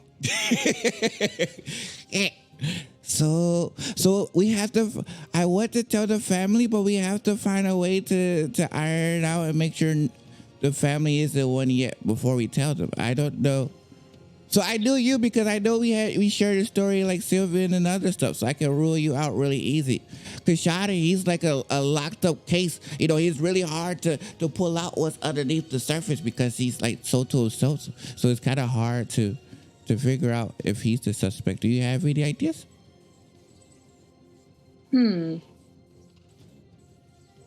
Well, we could tell him our pineapple plan and see his reaction. I imagine Kashad will. He be like, that is not reasonable. That is not a reasonable plan. You have to think better than this. If he says something like that, we know it's Kashad. Yes, especially if he sighs and puts his hand on his forehead. I think that's a very good sign that it is in fact our brother. Okay. We got a plan for him. We got a plan for him. Okay. Right. Shay. I got it. We put no name yet in front of Shay. If Shay recoils back and almost trips over their feet, it has to be Shay. Because Shay not hates, but doesn't like no name yet because no name yet has large teeth. Right? True. We could also say something, not insult, but maybe disparaging about berries.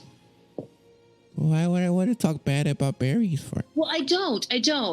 But it is a surefire way to get an honest reaction out of Shay. Oh, okay. So you mean like, okay, you have to do that one. I'm not good with that one because that sounds like a lie. I'm really bad at lying. But it's a lie for a good cause. I you have to teach me how to do it. I'm just really bad at it. That's the reason why I usually just try to keep my head out of the water because I know if somebody asks me questions, that's it. Everything's coming out like a bucket of water. No, it's a lot. Mm-hmm. We should try the no name thing first. But I think a lot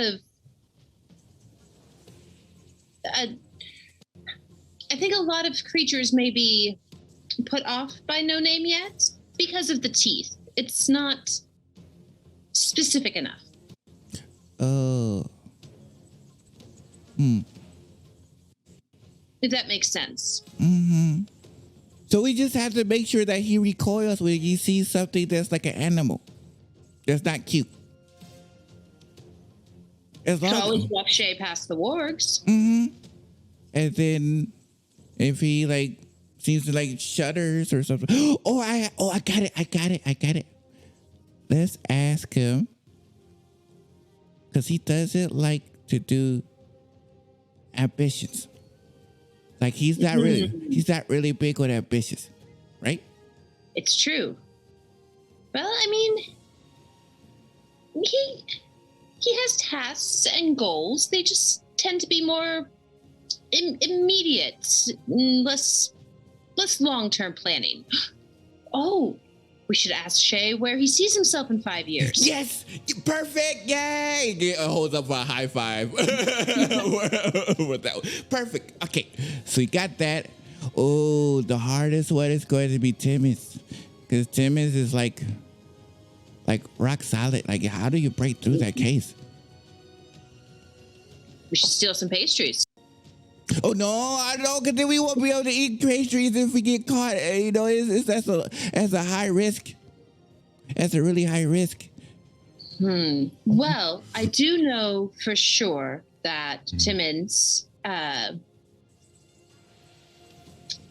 we had that little adventure together. Mm-hmm. Could ask them some details about that. Okay. They would know. Okay. I guess that could work. I don't know. Wait, what? Wait. We should ask Timmons what she disguised herself as. Wait, but you didn't tell me about this. I don't know what happened. She described herself as an old woman. She beautiful, impeccable disguise. Really, just I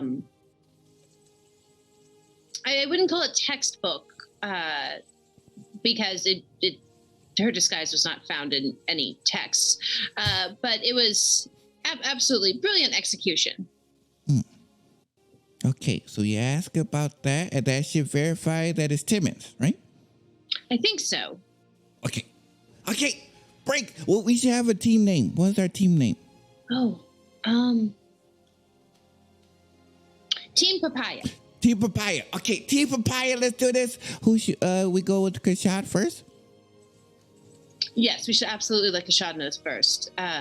He may have some insight onto our brilliant plan, and I think that if we are going to go around steadily interrogating members of the family in the house, he probably wants to know. That makes sense. And then that will also, we can also verify that, because if we just talk about it, if we see the face palm, we know we got the right one. Yes. Okay, so we just look for face palm and we're good. Okay. Yep. Face palm on the side. Yeah, face palm on the side. So break, and then you just hop off the bed. Hands in. Yeah, hands in, like, and it tweet. And then they just start running off to where Kashad's room.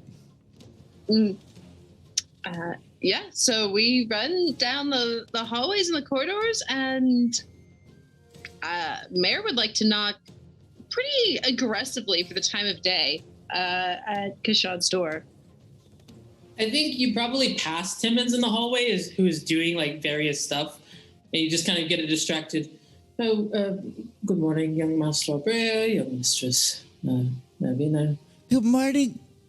Breakfast is almost ready. Thank you, Timmons. Oh, just as a quick reminder for me and for Brea. Brea didn't get to hear the wonderful story of how you and I met death and conquered it and made new friends. Would you be so kind as to give Brea a brief description of your disguise from that adventure? Sure, it's kind of an interesting tell for pre-breakfast talk, but give me a second. And she's got like some folded laundry that she was moving and stuff, like puts it down and actively gets out the disguise kit and doesn't do the full disguise, but enough that you can get the shape of everything. Like, this was the general look of what it was. And then kind of sits up a little bit. It's like, oh, it's so pleasant to meet both of these fine young people today. Oh, wow. That's amazing. She is so good at this. Well, it does help that I didn't get it from a book. Oh, the Take off textbook. all the stuff. You know, the important thing is that we learn from our mistakes. And I'm glad that you're you. And then they'll give Tibbetts a huge hug. I am also very pleased that you are you. And ruffles their hair a little bit. I have information to share, but we have to verify some things first before we do. So just give us a few minutes, please. Then I will see you at breakfast. Yes. Yes. Right. Oh, Early. Go ahead. oh.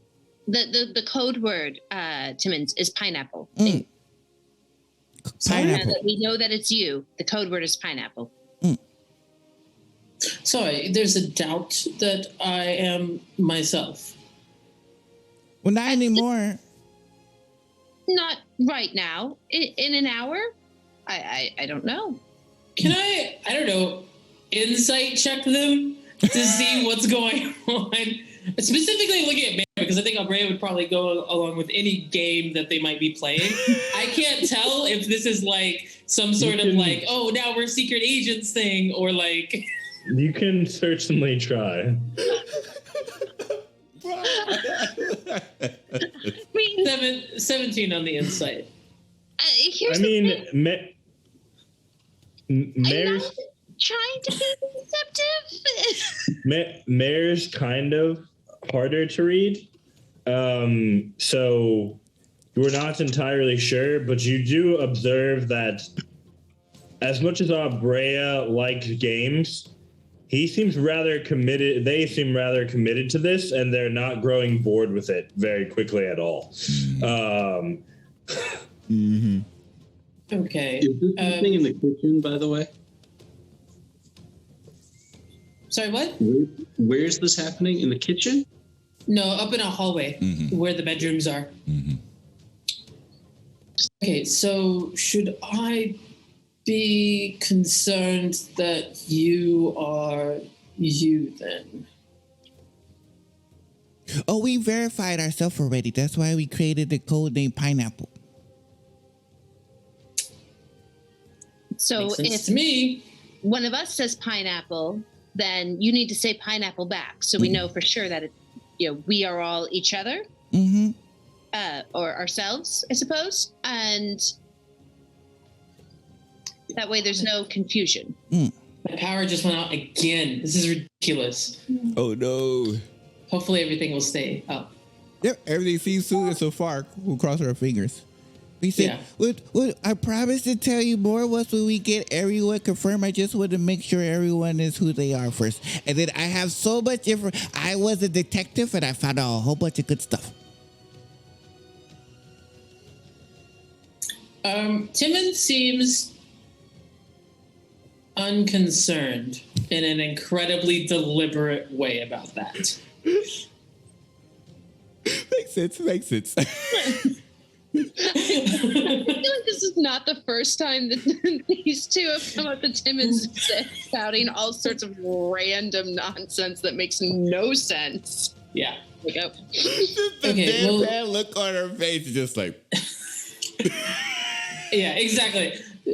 So I will expect you at breakfast, and you will explain things there. Yes. Yes. Very well. If you will excuse me, and I'll gather up the stuff I was carting from one place to another and continue my way down the hallway. Thank you, Timmons. Thank you. And then they'll look over to Myrrh like, do you want to knock on Kashad's room? Absolutely. Oop. Knock on the door. Brother, You may enter. Thank you. We Hi. Hello. Abrea came to me this morning with some concerns that are very pressing and timely, and well, we've come up with a code word to ensure that everyone is who they say they are. The code word is pineapple, and Brea and I we're now Team Papaya. Is there a reason you said your code word out loud?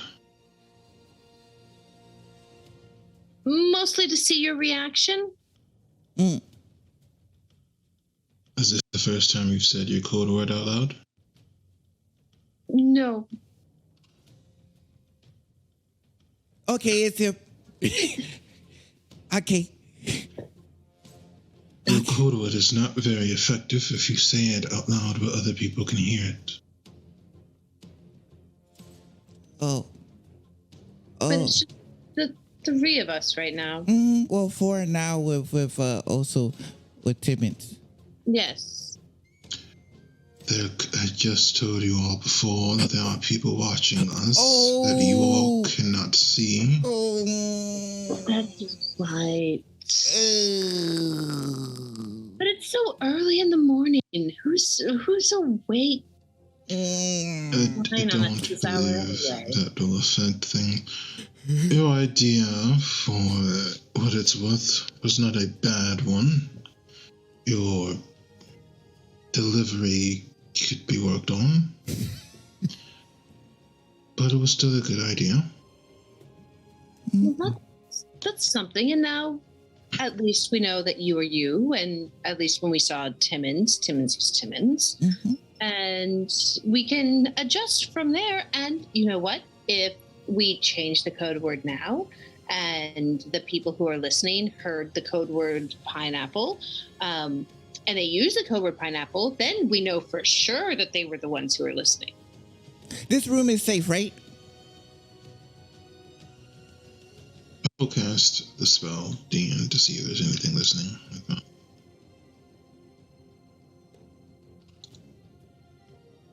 See invisibility.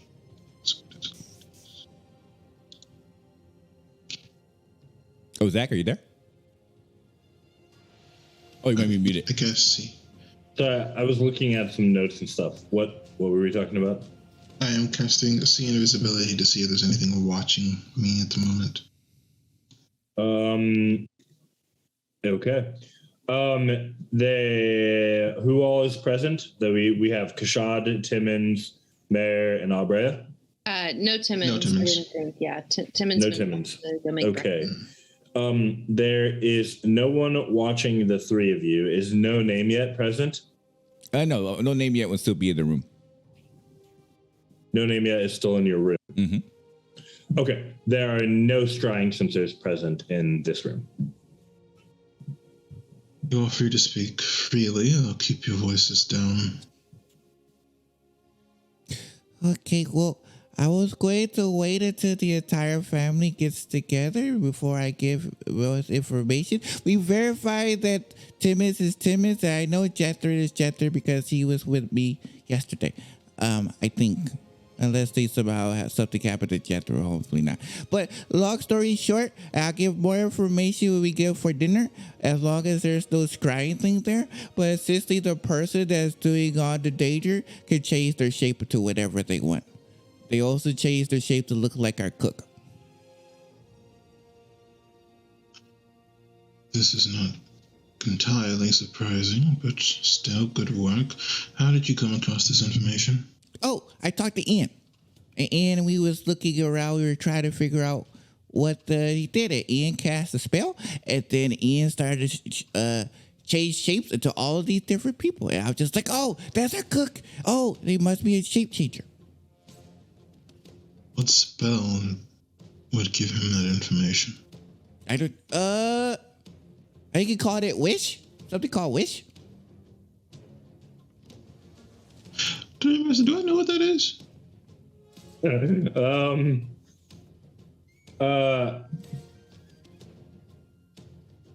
How often do you discuss magic with the Archmage or Ian? Probably not too often. I probably didn't have much of a care for it until after I gained my unique situation. I'll give you a shot. Hold on. No, you have absolutely no idea. The implication sounds like someone can cast a spell that lets them put a wish out into the universe and get back whatever they want, which sounds pretty ludicrous to you, based on the conversations you've had. Right. No matter if it was useful, and I suppose we should make sure to thank him. Oh yeah, of course it is. Also, I always like to hang out with them. But yeah, so I just wanted to make sure everyone here in the family is who they say they are. So I went with Mare first, and I verified that she's my big sister. So now we check with you, and then we check with Timmons. So now we just got Shay, and then Adrian. I mean, not Adrian. Sorry, I saw Adrian there.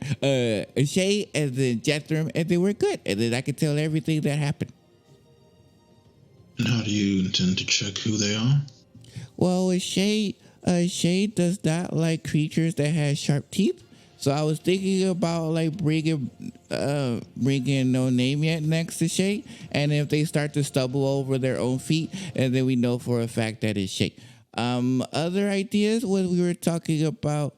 Wait, Bear, what was the other idea? Ask Shay what their 5-year plan was. Yes, their 5-year plan. And if they say they don't know, we know it's Shay. If they said they're planning on opening up a business to become a multimillionaire, there's a problem.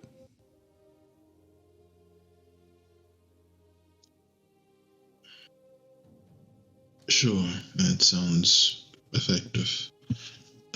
Dungeon Master, I have a question for you. When I use my ability to connect to people's minds, do I know who I'm speaking to, or does like everyone feel the same?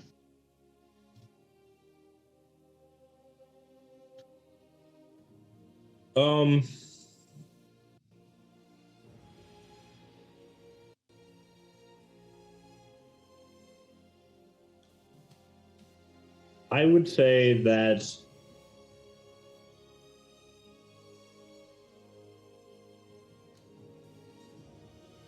everyone probably feels mostly the same. The thing is, you also know that your abilities are pretty recently developed in the grand scheme of things, like compared to your whole life. And you've only started sort of understanding them and really trying to actively like develop them more recently, I would imagine, as things have started to become complicated. Kashad's assessment so far is that he hears things back from people in their mental voice, and he chooses who to connect to.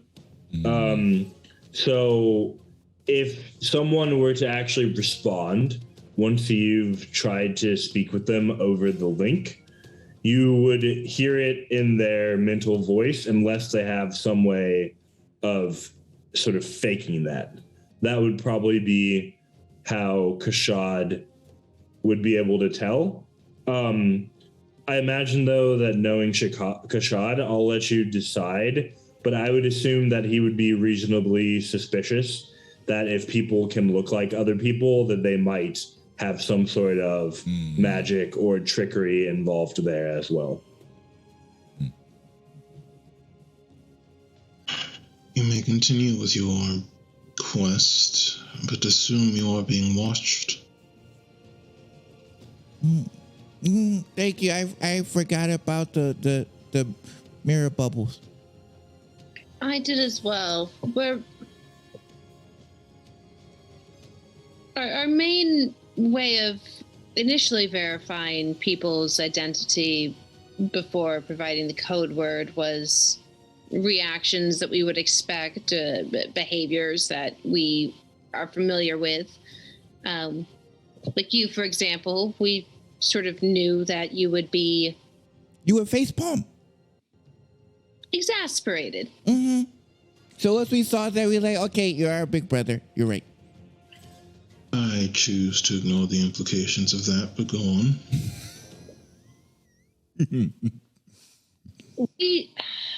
I can't see what you can see or do what you can do as far as verifying that there's no invisible magics around. And I unless, Abria, you've gotten some new skills over the last few weeks that I don't know about. I don't know if that's something that you can do either. No, not yet. But we could bring Shay and Jester to this room because we know this room doesn't have anything inside, and then we know we can then ask them the questions and then go from there.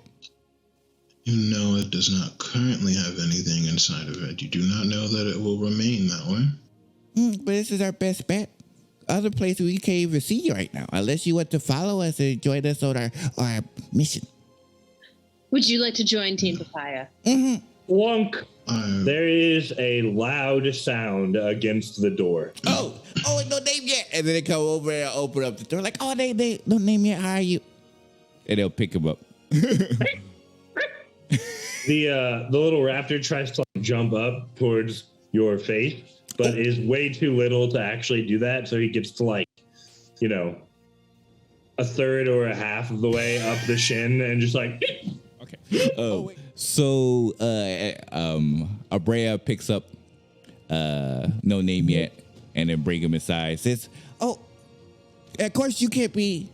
Yeah. So no name yet actually struggles and tries not to get grabbed, and they go and run off back to your room. Oh. Okay, we'll be right with you. I just gotta do a mission real quick. I promise. And we'll go back up. Okay, so I think we should just bring Shay and Jethro to this room, and then I agree. Yes, we know that room is safe. We can bring them in there, and then if deities forbid that Shay and Jethro aren't who they say they are, at least it's not just the two of us. Yeah, I don't know how what this person he does, but must have some type of magic. But okay. So Kisha, we'll be right back, okay? Very well. All right, and then they're going to Abrea just runs out the door to try to look to where I'm presuming Shay is over where in the kitchen area for cooking. No, right at this moment, Shay is probably making coffee. Making coffee? Okay. Slowly feeding berries, whatever, like an apple slice, and just waiting on coffee to be made. Berries is happily eating all of the fruit. And then when Abrea comes into the room, they start gliding just to random places. Like they get really excited, and then they just zoom down to the table, and then trying to glide upwards, which doesn't really work super well, towards the countertop, and then just kind of bonking their head into it, falling down. Shay just like reaches over, like catches them, or uses mage hand to grab them before they hit the ground. It kind of like falls into the mage hand and then starts looking at the mage hand curiously and then tries to bite it. Well, we definitely know that they're who they are. Puts berries back on his head. Berries just remains there after you put him back. Hands another apple slice. Finally sips his coffee and is just like staring out the window. Just complete blank look. Just like, nope.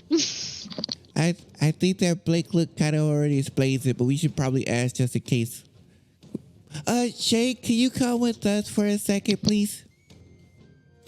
Is it an emergency? Yes. Is someone dying? No, wait. Someone dying? Hopefully not. As long as everyone says we see who everyone says they are.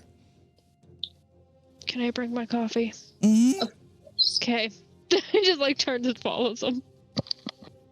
Okay. Oh, and where is Jethro? Jethro is currently sort of outside, kind of in the yard, and he is shirtless at the moment, sitting and sort of like sharpening the the edges of a sort of like special Leonin weapon. Big smile on his face, and he is humming to himself in occasionally singing some Leonin song. It's very perfect. So Brea is going to like start to dart over to the outside. We're like, oh, Jester, hi, could you join us for a second, please? We're going to go to Kashat's room. Sounds like an excellent plan. Does this mean I have to put a shirt on, Brea? No. Well, no, not really. I will say I have my lord's permission to be shirtless in the household. We didn't ask specifically if that would be allowed, but... Is there a rule for shirtless? Time is of the essence here. Excellent. Okay. All right, we'll meet you in Kashat's room. And... Red?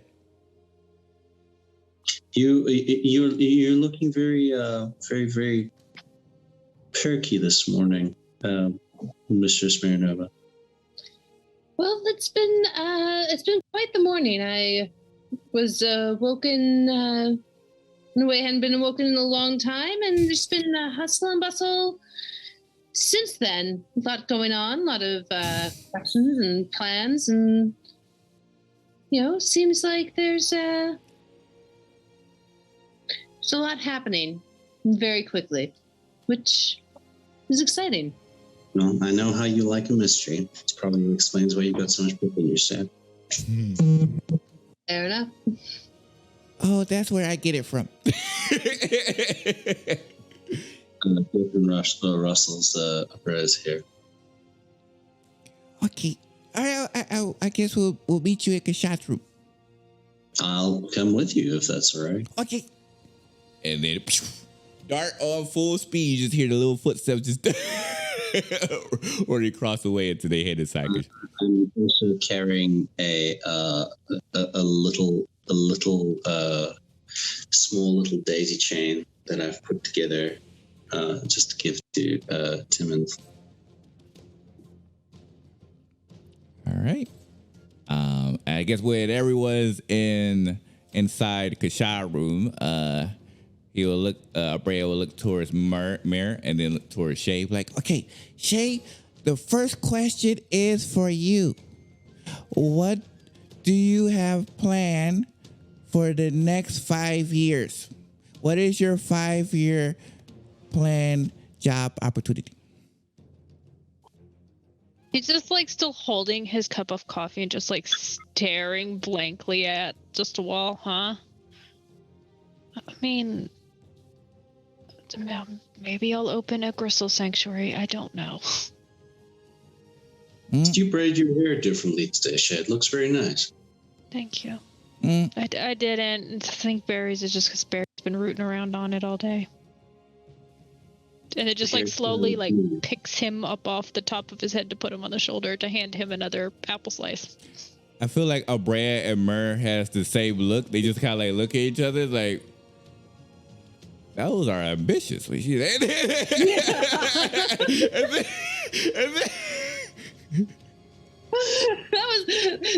was a little too much like actual plan. Kashat is silently judging his siblings. He is disappointed. Shay, what's your favorite chore around the house? When you're helping out here, in what way do you feel most comfortable contributing to the household as a whole?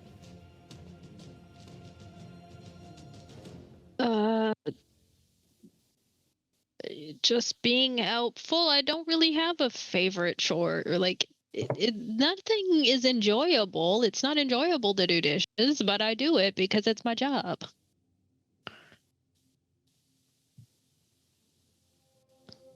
You are welcome to learn more magic instead of doing the dishes. Master Kashat, we both know that is time and money I don't have.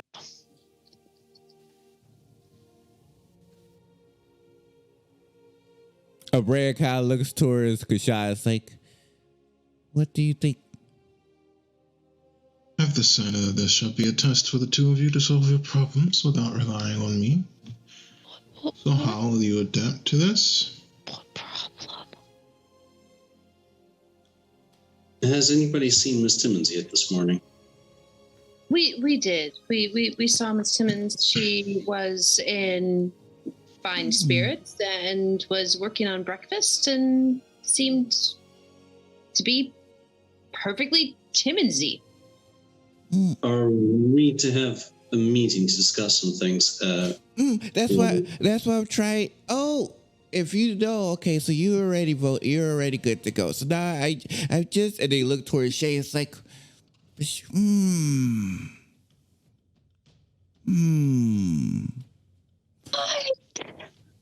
Can I make an insight check? Because I don't know why they're acting so strange. Nope, I still don't know. Young Master Abrea, is there something wrong? So you want to create?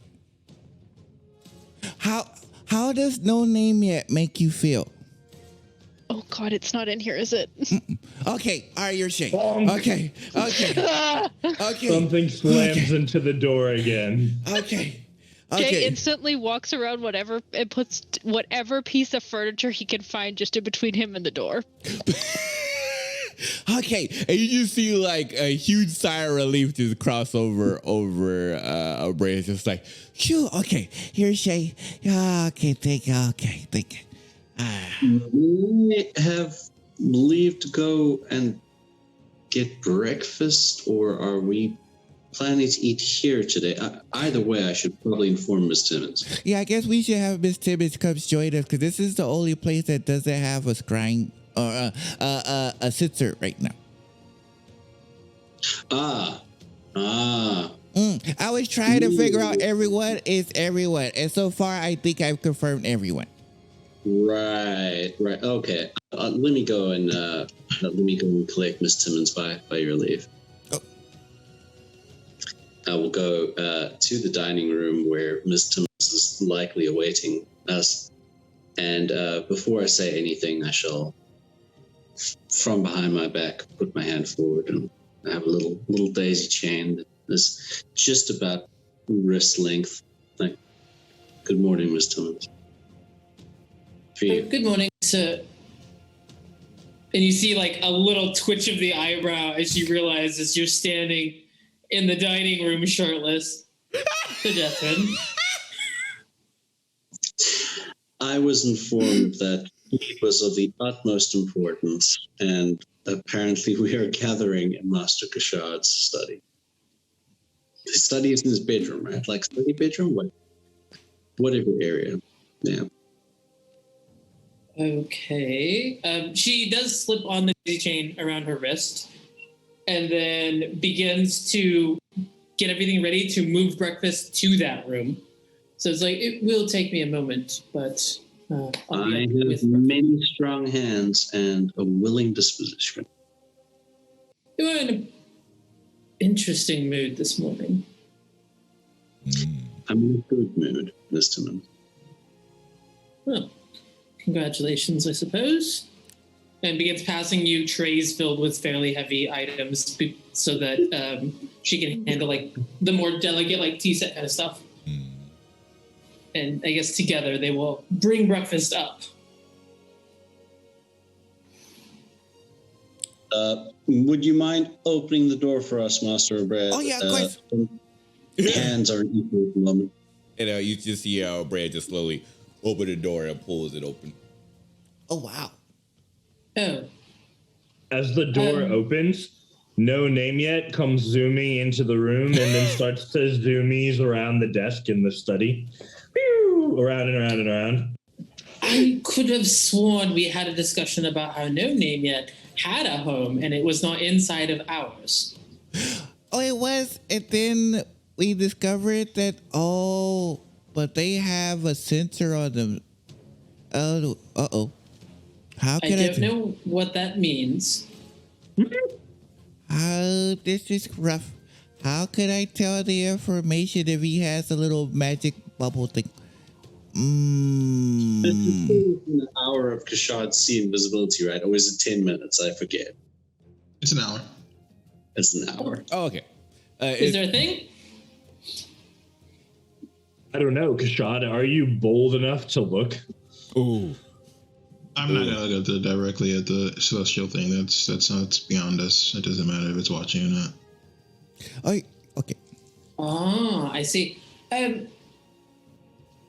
After he zoomies around a little bit, no name yet, kind of wanders over to the door, and then looks at all of you, like I assume most of you probably staring at them, and then they walk out and start heading off towards Aubre's room, and you just hear like the sound of a small thunk as opposed to the big thunk, as No Name Yet collapses from tiredness and falls asleep in the middle of the hallway.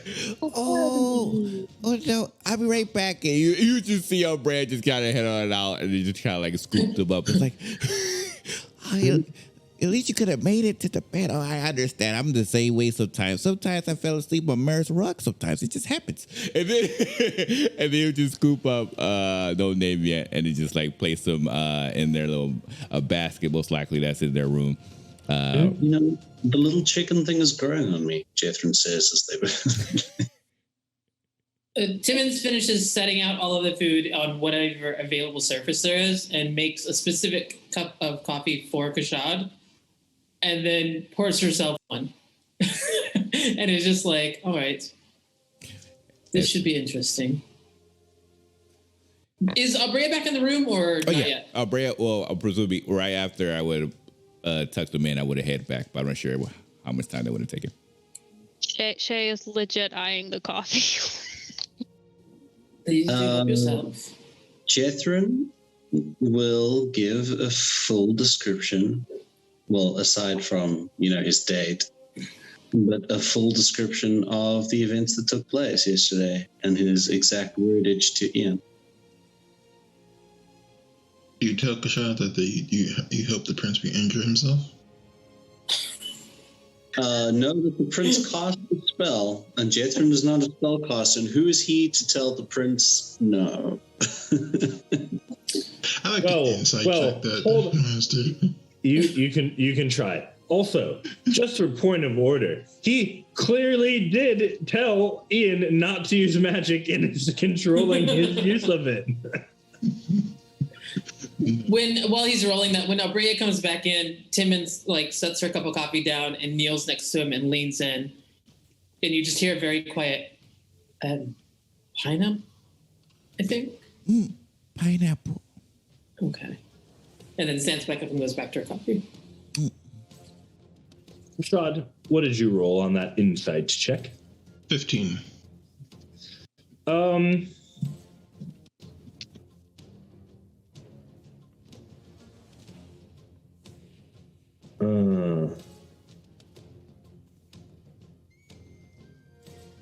You don't mention anything about how tired he was or how he passed out or anything, Jethan?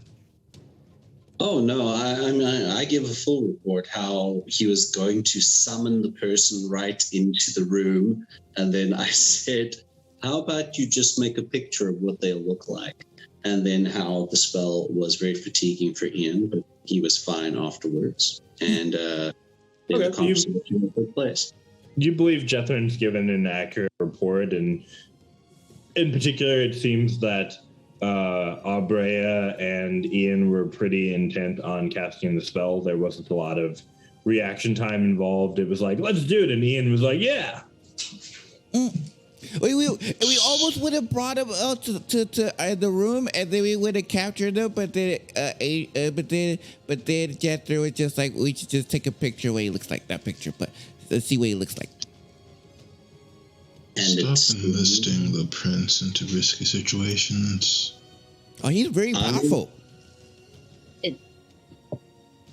If I may, I wasn't there, but it sounds like the prince got himself into that situation.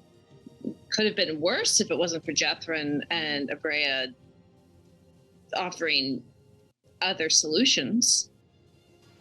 Personally, As it is. I believe that the young prince is already and will continue to be in the future one of the most powerful people in the continent.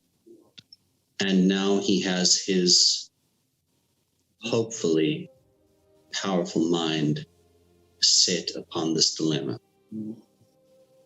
Oh, and there's a spell that can tell you to see things, but it only works for an hour. It's called True Sight.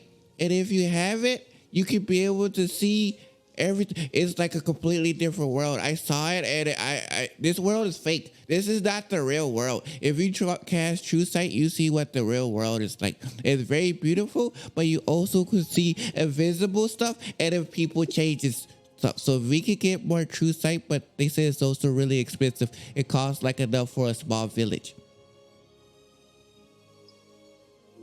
Of course. So Was that all that you wished to explain to us? Or was there... Well, I believe that this is helpful and also semi-not helpful at the same instance, in that we are now sure that this person is a very skilled shape changer. And if it is indeed sometimes taking the form of the queen. Or our cook. They were our cook. They were our cook at one stage in the vision. So they were here. They seen us before. hence the need is for trouble.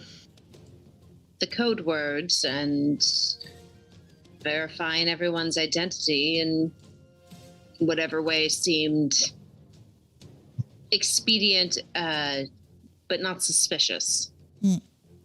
And Shay, I'm really proud that you're actually thinking about making a crystal thing. I did it. That took me by surprise.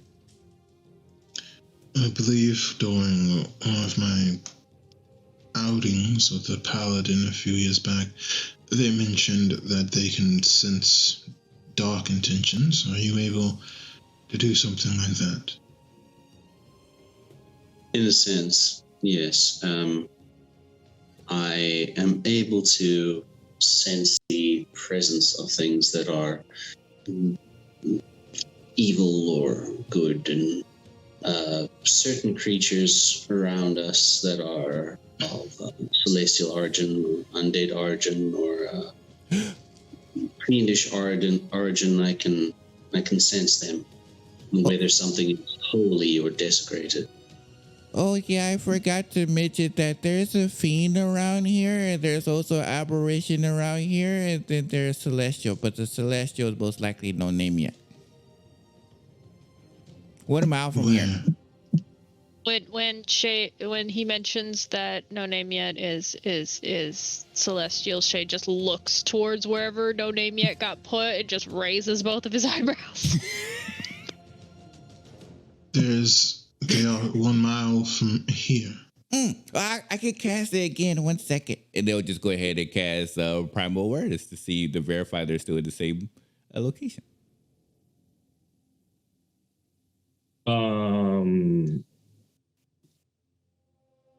Okay. So you sense celestial. Mm-hmm. And you sense an aberration. Oh, the fiend isn't no longer around here. The fiend I felt closer towards the castle. That was more towards the castle. But the aberration is still close around here within 1 mile. Are you able to sense similar things, Jethrin? Double check. I don't think I get aberrations with my divine sense. No, with the other one, I think both of the nature-based one, I think I get aberrations and fey. with that, but with mine, I do not. Unfortunately, not with Bishop. I shall answer in character. I'm not very schooled in exactly what aberrations are. I have heard people refer to that things that do not fall into classifications often get lumped into whatever an aberration is. Do I know what an aberration is, Dungeon Master? I mean, yes.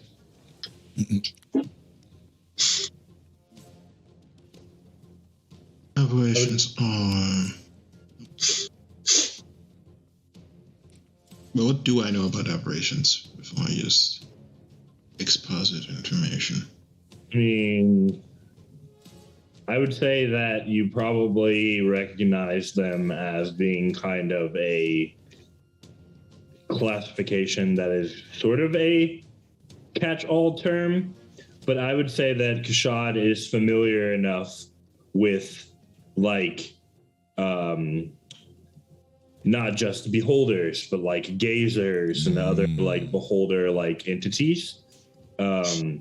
You would know that there are categories within the category where things kind of get grouped. Can you determine where these things are? Oh, you mean exactly? No, it just lets me know if it's within 1 mile. So that's how I could tell that the fiend isn't around, because it's no longer in my radar. Also, there was something else that was on my radar closer towards the castle, but I don't really know what it is.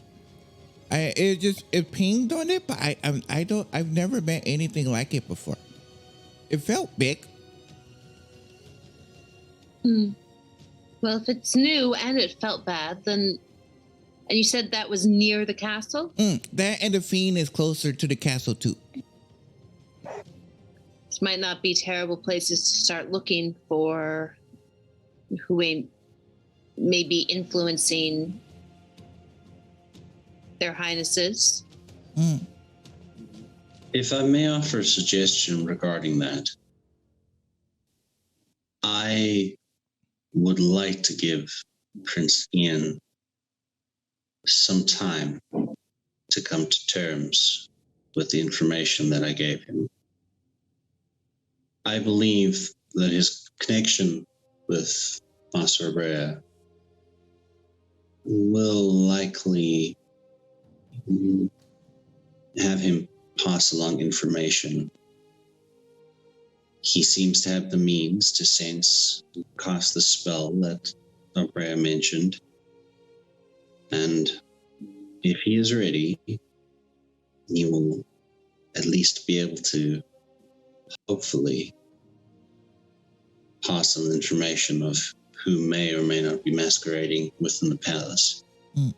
Well, we said we should bring him money, like 4,000 gold. 6. Oh, 6? 6,000 gold, Master Brea. For what purpose? To create some scrolls that we might be able to do the spell ourselves. So we can see them when we can see their true form. I should rephrase, my lord. To create a scroll, one, it is extraordinarily expensive.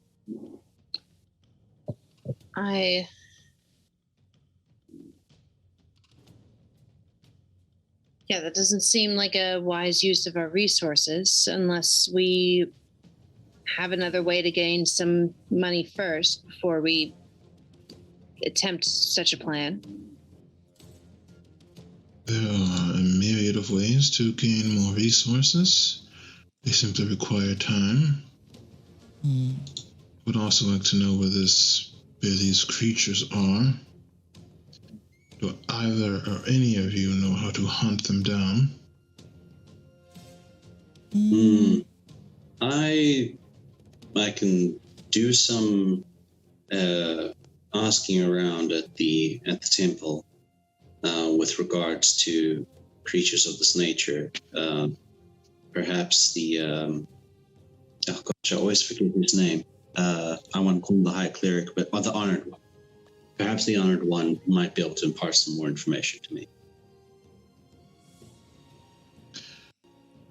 Fortunately, it does not appear there's a very many options for things to do immediately about that.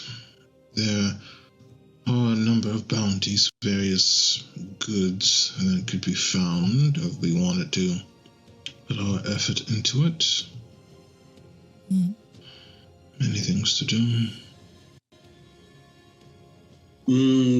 There was that matter that was being considered about the trip. Are we going to be leaving soon? Because Jethrin wasn't there for that conversation, so he still thinks that we're all okay. It was determined that Maravina will be taking care of that herself alongside a small group of hand-picked individuals. Seems like we would be leaving here in the next few days, provided we can leave safely and vet everyone coming on the journey, given this new information. Jethrin, if you do have any recommendations for people that you may think would be useful and inconspicuous for this mission, I would be grateful for your assistance. You can see that Jethrin is smiling, but it's kind of a sad smile. The only person I would trust with your lives would be myself. But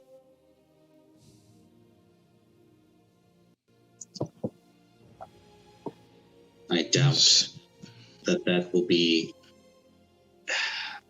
That won't be possible if you are leaving and others are not. So, likely Clarabelle, I imagine. She's relatively light in her feet, except when she falls out of trees, so just be careful. And we shall do our best to avoid trees. It will be an opportunity for you to improve your skills. Yes. I believe it will be an opportunity for all of us to grow a bit.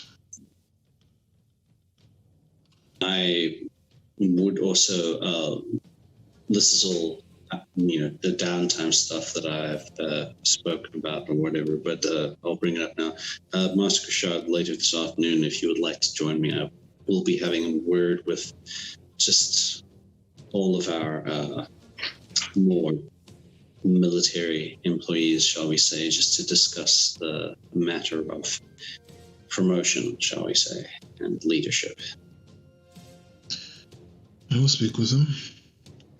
Oh, by the way, we should all have a code name. So, or like word, so we know that we are who we say we are where we meet each other. I don't believe you will have an issue knowing that you are speaking to me and you are speaking to me. Still, just in case. Mm-hmm. But you don't facepalm all the time, so I Kumquat. I can quite literally speak directly into your mind. As far as I'm aware, there are not very many people that can do what I can do. Oh. I think that would be more than sufficient for code word. Mm-hmm. Well, everyone else, what do you think about code word? And they look over to like 10 minutes and shake.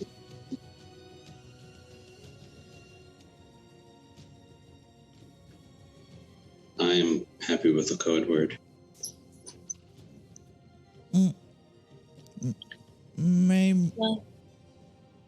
Well, you can't use pineapple anymore, right? Perhaps not. Honey cake. Honey cake? It is a word that gets bandied about quite a bit, but I do like it. Well, I know. I rarely ever hear that word. So I guess that works, right? Is that okay with everyone? Honey cake? Fine. What were you say, Shay? It sounds fine. Okay. Are you okay, Shay? Just wanted to make sure. I know this is a lot to reveal, so I just wanted to make sure everyone was okay with what we found.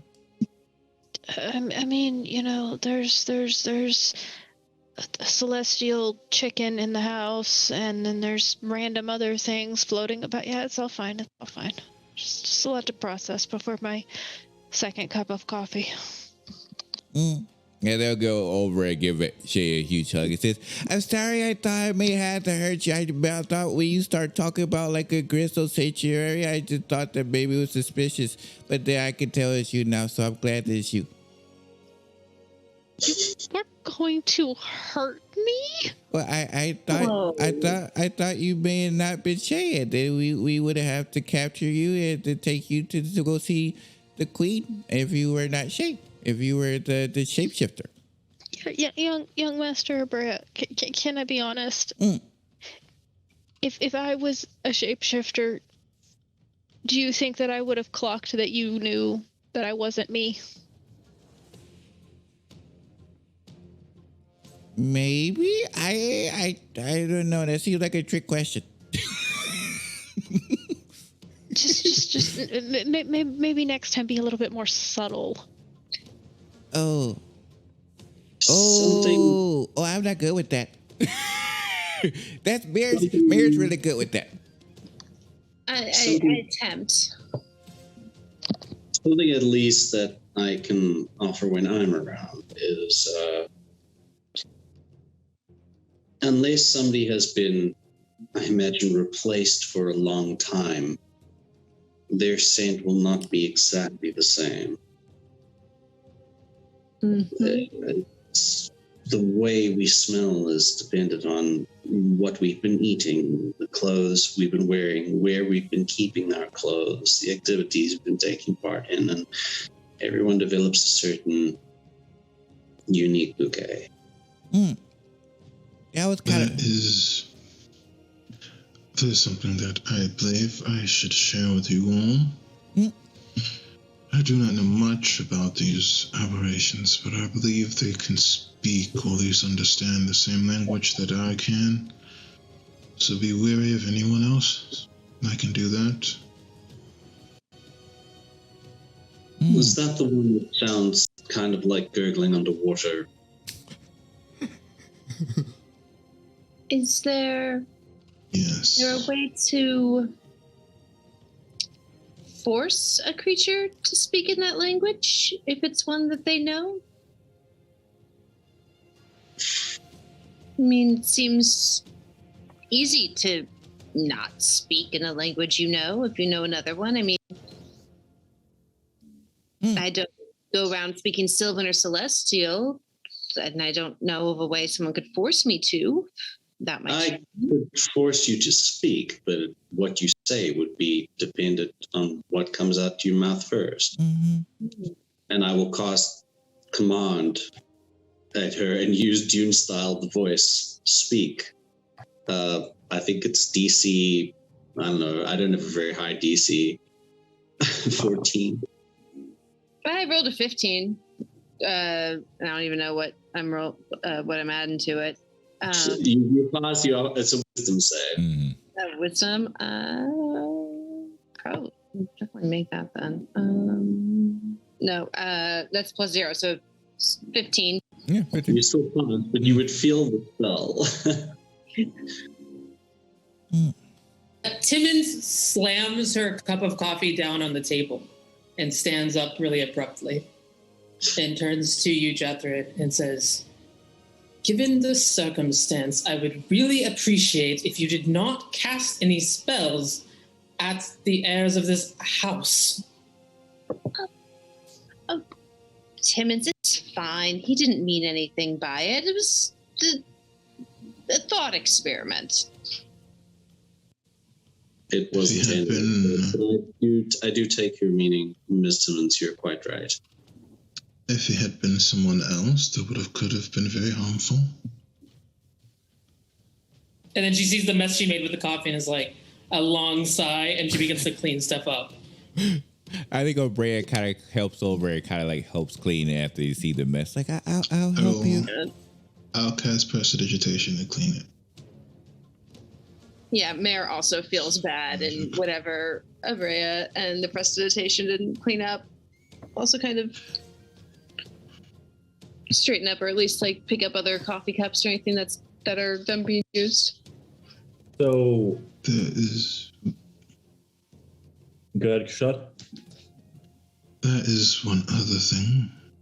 I don't believe I told you all very much about the circumstances beyond my changes, did I not? Mm-mm. You've been Very little. private about that, but understandably so. I wanted to respect your privacy. The first part is that it was not done entirely by my choice. Hmm? And I unfortunately do not remember exactly what happened. We were investigating something, and we were attacked by some creature or being, or whatever horrors you wish to call it, but from what little I remember, they are uniform in the fact that they make no sense in what they look like. They have an affinity for eyes and tentacles. And he will cast Arms of Hadar, and long black inky tentacles will emerge from his hands and kind of coil around in the air. It is unpleasant to see them. Do not attempt to deal with whatever creature, assuming it is one of the same on your own.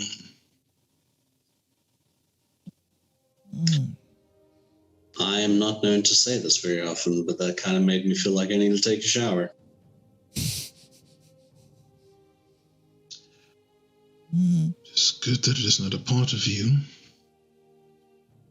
So there's was But something like nonetheless- that here. What am I from here? Okay. Can you sit Be it? very careful. Can I touch it? I don't have an ability for that, but can I? Is there a thing? Can I try? I hadn't thought about it until just now, honestly. Is there a role for that? Since tentacle horror? Is it wisdom? Is it based on wisdom? This isn't an isekai. This is I don't know. I mean, people can react as they feel their characters would react. Am I able to sense it? What are you trying to sense? Am I able to sense aberrations? Is there like a kinship between us?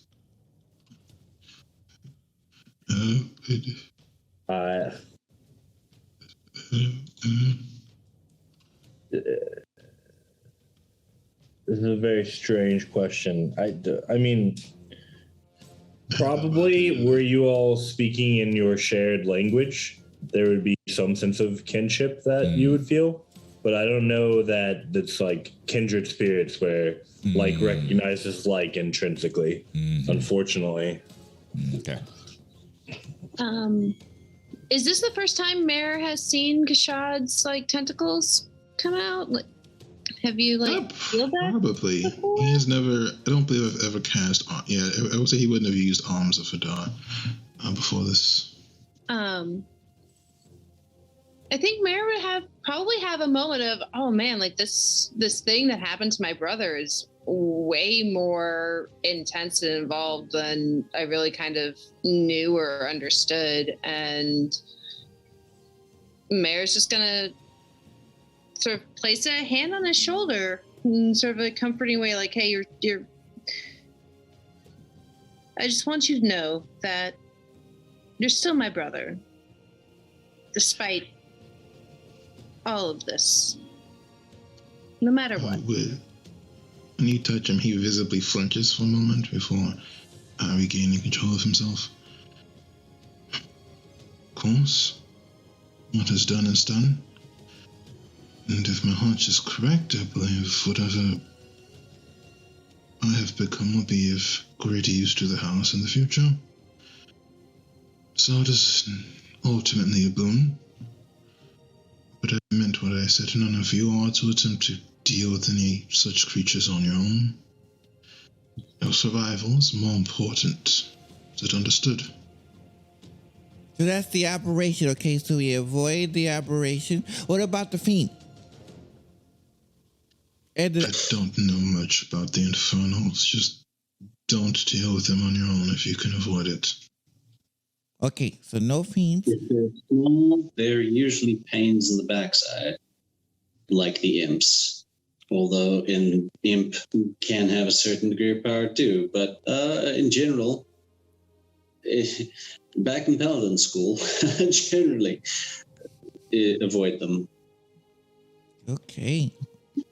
We have to just keep an eye out. Well, if y'all ever need for me to do a little detection, just let me know and I can take a look if they're still within 1 mile. I need everyone to give me a perception check. Ooh, okay. Son of... I have advantage for no reason at all. 3. Woohoo! It's at 12. He's distracted. The shot is still uncomfortable. So here are the 10. 22.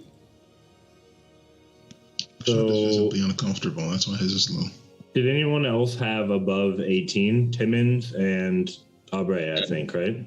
Yeah, dirty 20 for me. I got 23. Mm-hmm.